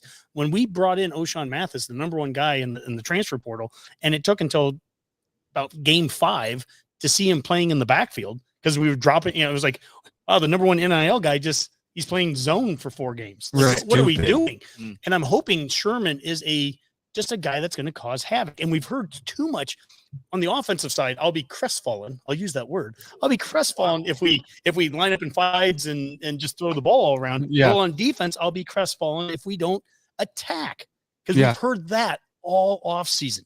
It would be awful if we didn't. Now, as we look at the right side of this list here, now we've got another guy here, another transfer, Florida, SEC guy. Thanks, Boomer. Chief Borders, sophomore, 6'4", 245. Jamari Butler, sophomore, 6'4", 245. Micaiah Gabor, sophomore, 6'2", 230. Randolph Kapai, the sophomore, another South Dakota kid, 6'2", 210. Kane Williams came here as a defensive back. There he is. Moving up to a linebacker, maybe bring some speed to that room. Sophomore, 6'2", 215. Gage Stinger here from Omaha area. Millard South. Redshirt freshman, 6'2", 190. Maverick Noonan, too bad they had the injury with him. I always hate to see that. And then Dylan Rogers, freshman, 6'3", 235.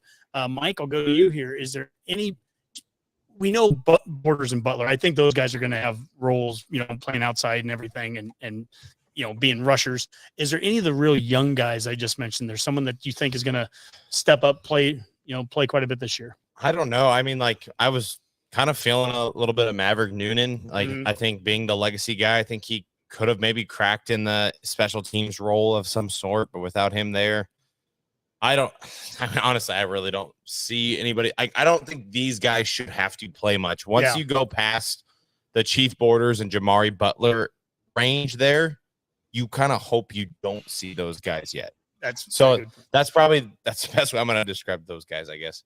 Mm-hmm. Dave, do you feel pretty good overall with the depth there? Yeah, no, I mean, you're hitting all the right spots, guys. I mean, I think when you look at this page in combination with the D-line, it tells a little different picture, right? Because to your point about MJ Sherman, you throw Chief Borders and Butler in that same mix. 6'4", 245, 250. Those are big guys that could definitely be standing up at the line of scrimmage, right? So how they're deployed is critical here, but I think it gives your front seven a look that has a lot more depth than if you look at these individually, right? Yeah, I mean, besides that, I think, you're right. You probably don't want to see it feels like Randolph Kapai has been here forever. To your point about the COVID year, doesn't that feel like Randolph Kapai has been here for 4 years already? He's only a sophomore. Good grief. Yeah. I'm telling you, man, the COVID year has just screwed up. Listen, words don't mean anything. The NCAA doesn't mean anything. Waivers don't mean anything. Nothing means anything. Yeah. Anymore. Just say. All right. Just win. Just win. That's it. Let's move on to the final defensive group here, defensive backs. We look at the left side here, Omar Brown, senior, 6'1", 200. Quentin Newsom, senior, 6'1", 185.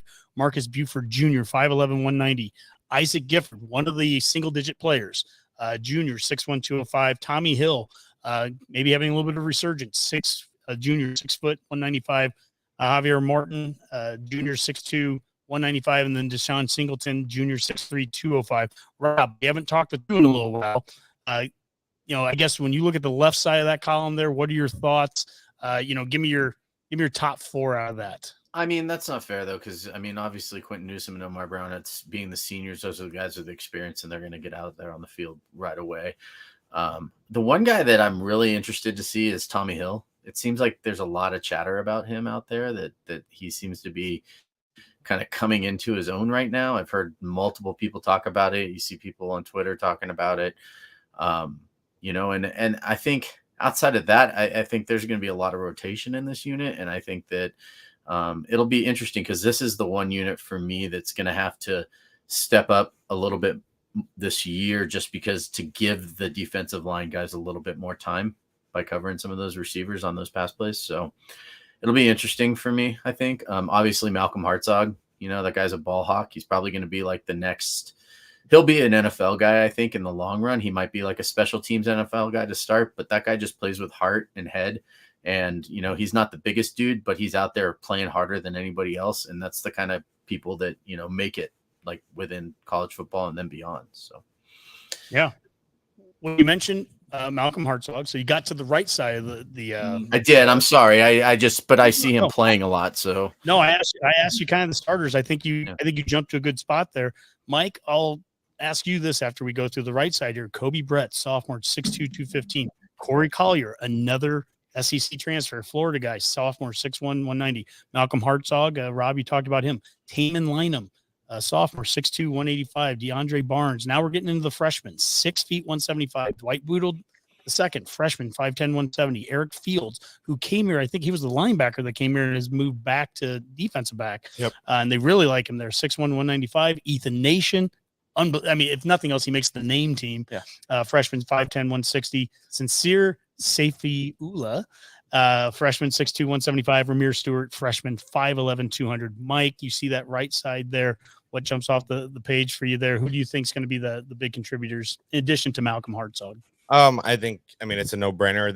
The guys that the two main guys you've named in the offseason here would be Eric Fields, a guy that's just a ball hawk, got a motor that doesn't quit. And then Ethan Nation's a guy that's been turning heads in camp, a true freshman who's come in, and it seems like he's showing himself and holding his own. So I would say, like, if I had to choose two of those guys, it sounds like Corey Collier, the transfer from Florida, is not caught up yet.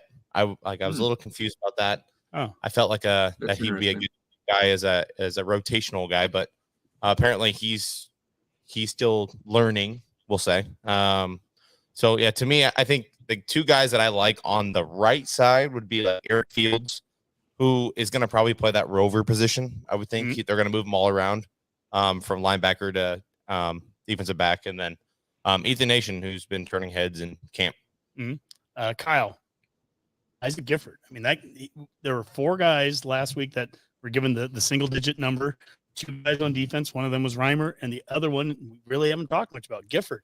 What does he bring to this defensive backfield? Yeah, so Gifford, I mean, he doesn't come from bad tutelage, right? Yeah. Luke Gifford is a dog, and Isaac Gifford is a dog, right? So Isaac Gifford, I think like he would be one of those guys that you toss in there as one of those rovers, because if you look at it, I mean, Omar Brown, Newsom, Marquise Buford, and Tommy Hill, they've been talking about Tommy Hill forever. At least this offseason, they keep bringing him up, and he's somebody that just kind of keeps turning heads, like Mike says. But Isaac Gifford, I think if you just kind of let him loose, I think you start moving him around a little bit.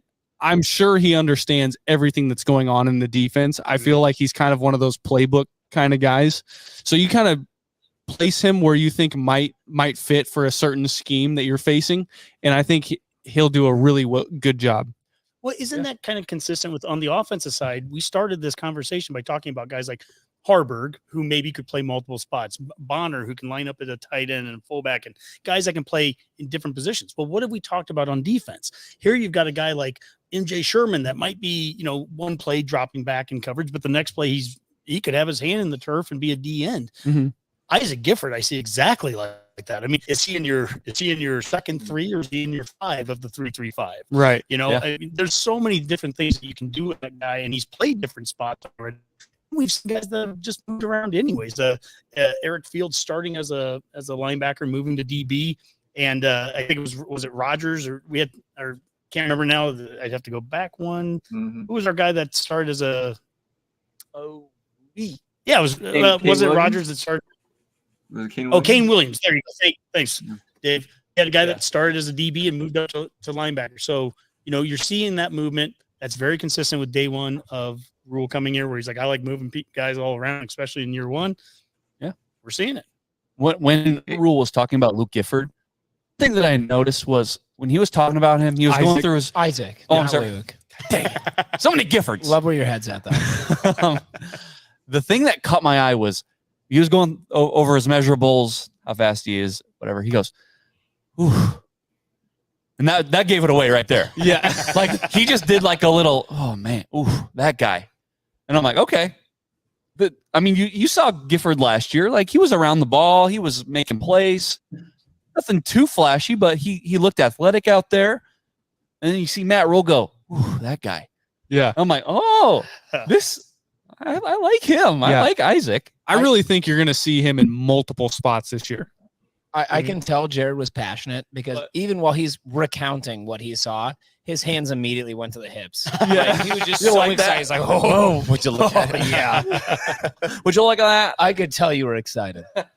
I'm glad that you didn't bring up Frank Gifford though, because I mean I don't think it's been a while.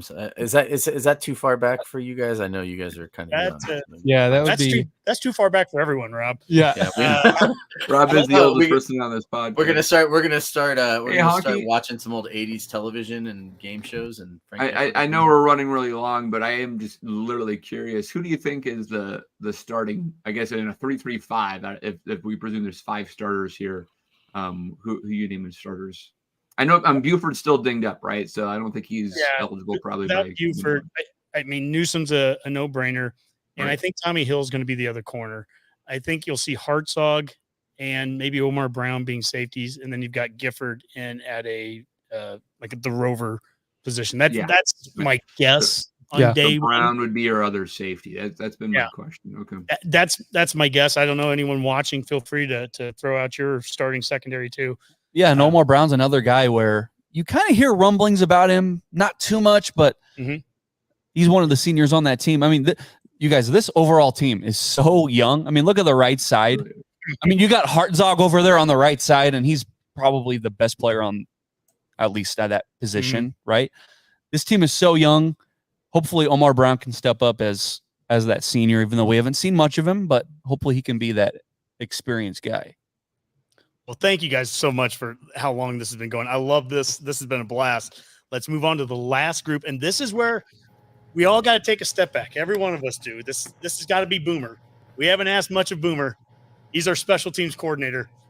And I've got 4 guys listed here on scholarship. We have Marco Ortiz, a Florida transfer, senior deep snapper, Timmy Bleekrode, the junior kicker, Brian Bushimi, the junior punter returning, and then Tristan Alvano, the phenom from Omaha West Side, freshman kicker.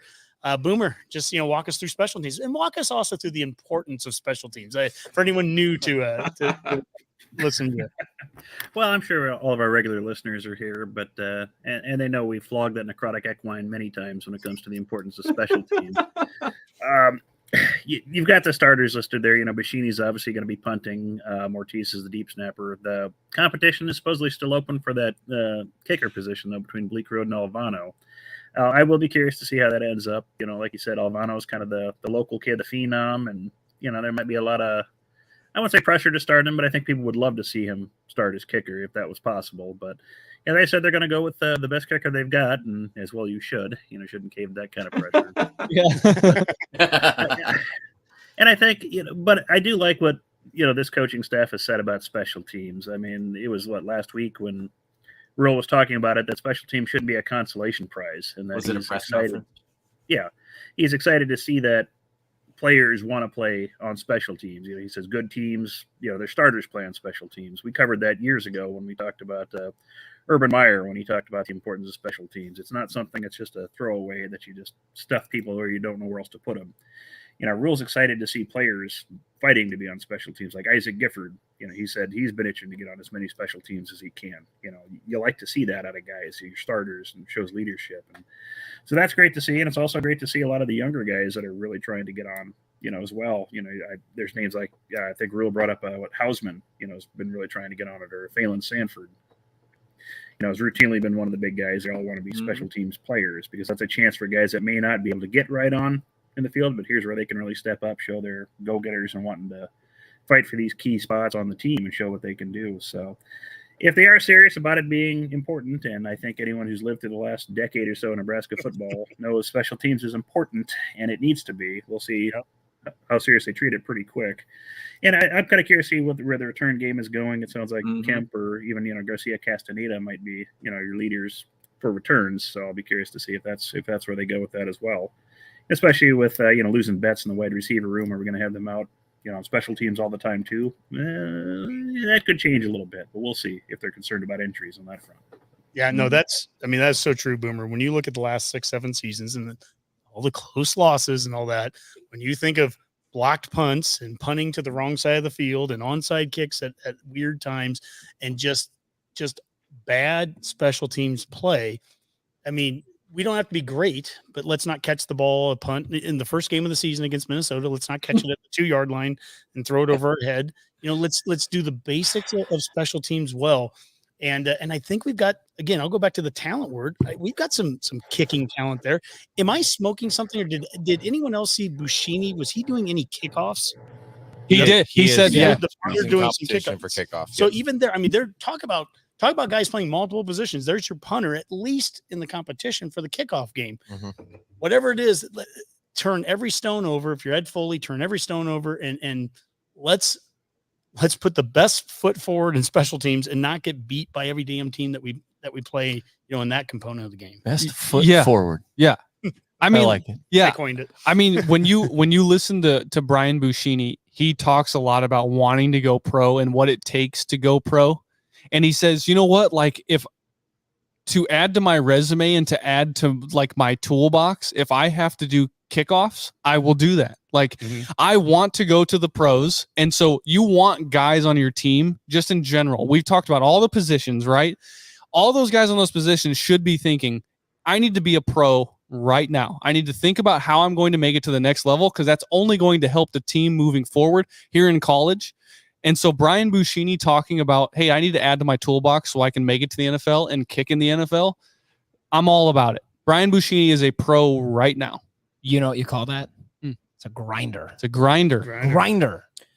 Boomer, can you put that one back up there? Her Dizzle. What was that one? I'd be happy with every game being a draw on special teams. Same. What's our record the last 5 years if we were just a draw on special teams? We probably would have a few more wins. Right? Usually when people talk about special teams, it's the thing that you don't remember the most, right? Right. There you go. So as long as it's a neutral, it'd be an improvement over the past couple, however many years. We're not going to onside up 2 scores. Yeah. I think that's a good move. Flog many an equine on that. Well, they never expect us to do it again, so you might catch them off guard. It's a Trojan horse.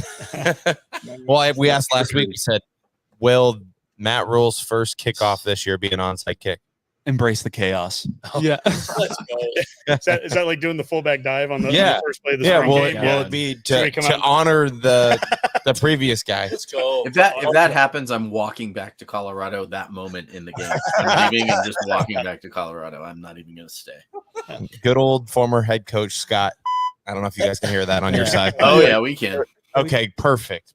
We love that. Well, fellas, minute or an hour 50 in this. I love you guys, man. This is without really much more than a 2-minute intermission. We just went for 2 hours. I love you guys. We always end on our show with a parting shot, but we started with our thing. So how do you guys end your show? Let's end with your ending, and then we'll finish with the parting shot that we do. What do you do? We usually just plug ourselves. We beg.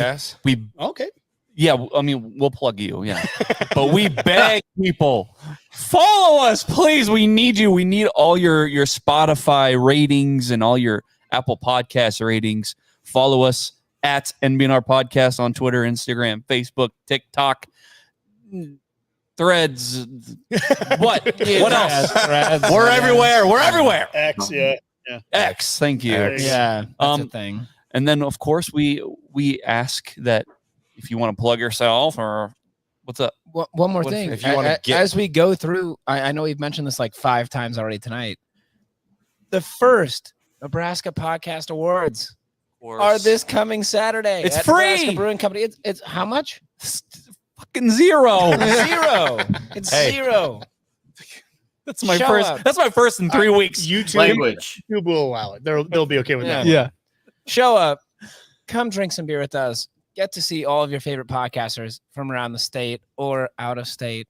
You'll get to see these guys. It sounds like maybe not in person, but you'll get to see them. Hopefully, you'll get to see Rob like just pour a pitcher of Kool-Aid on himself.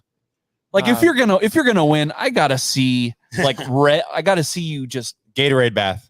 So okay, first of all, I'd have to like line some rooms in my house with some plastic or something to Hey, do how that. about Not, you? I mean, I only usually do that. I only usually do that with my kill rooms. Okay, so we'll just have to do it for like, but the I've already said this and I'll say it again. When we beat Minnesota, I'm actually bringing body paint and I will remake that Kool-Aid video that I always post on Twitter where the guy opens the shower curtain and pours the Kool-Aid himself.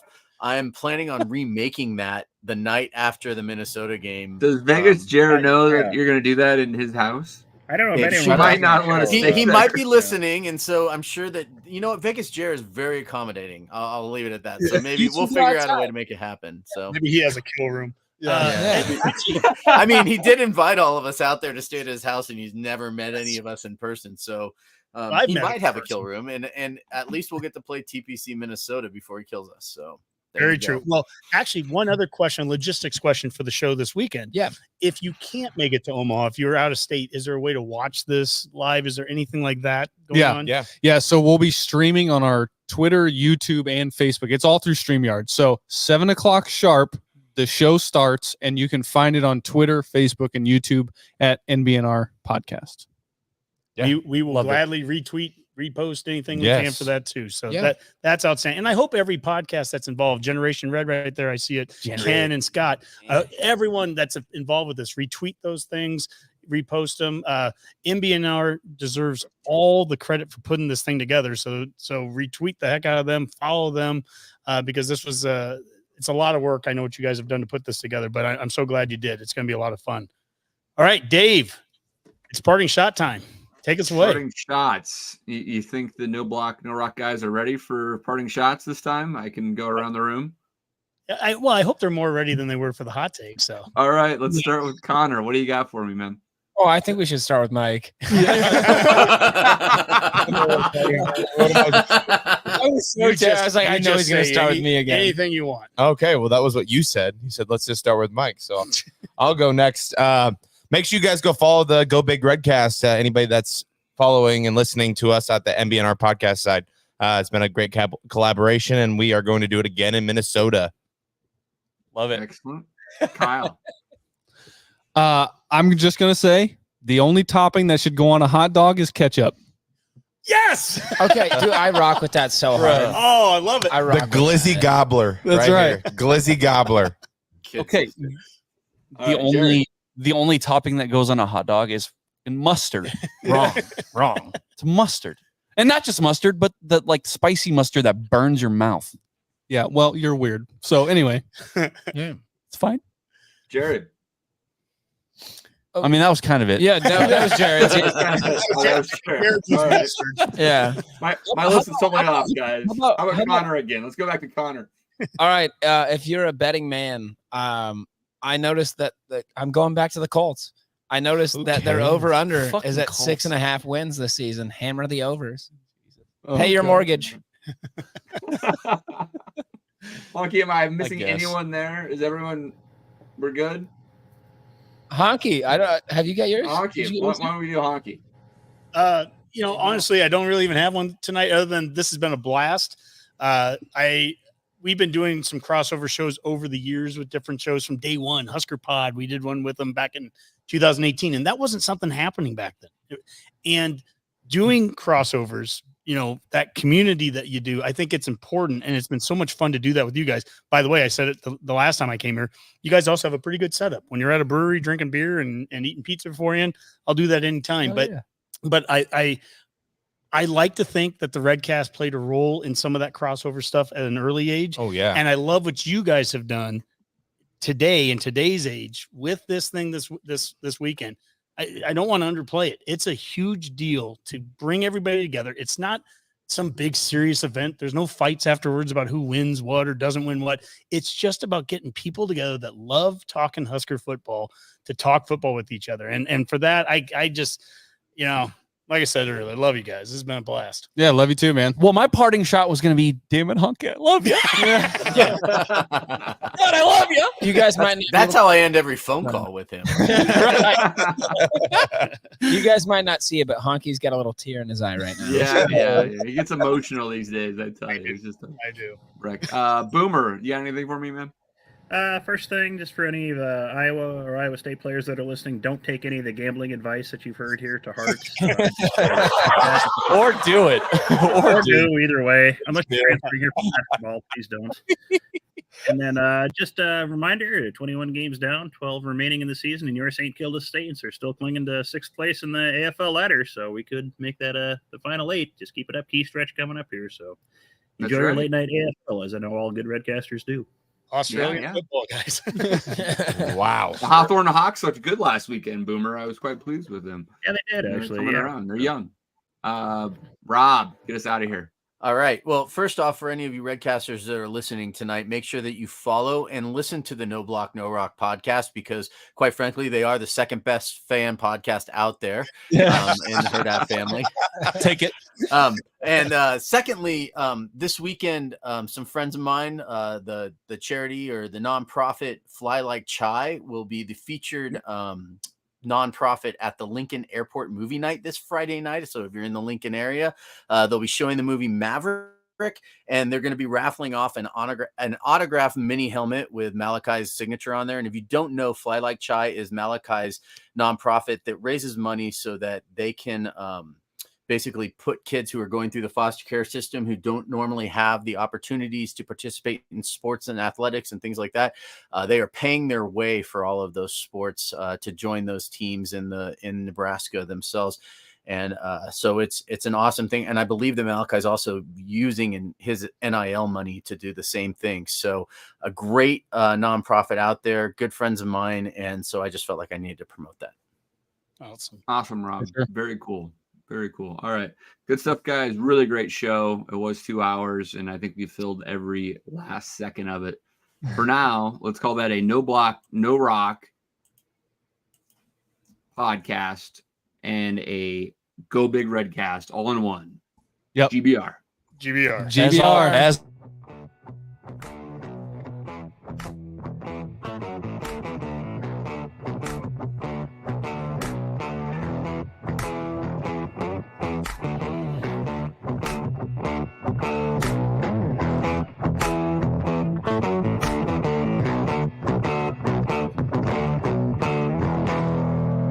a Herd at Sports Network production.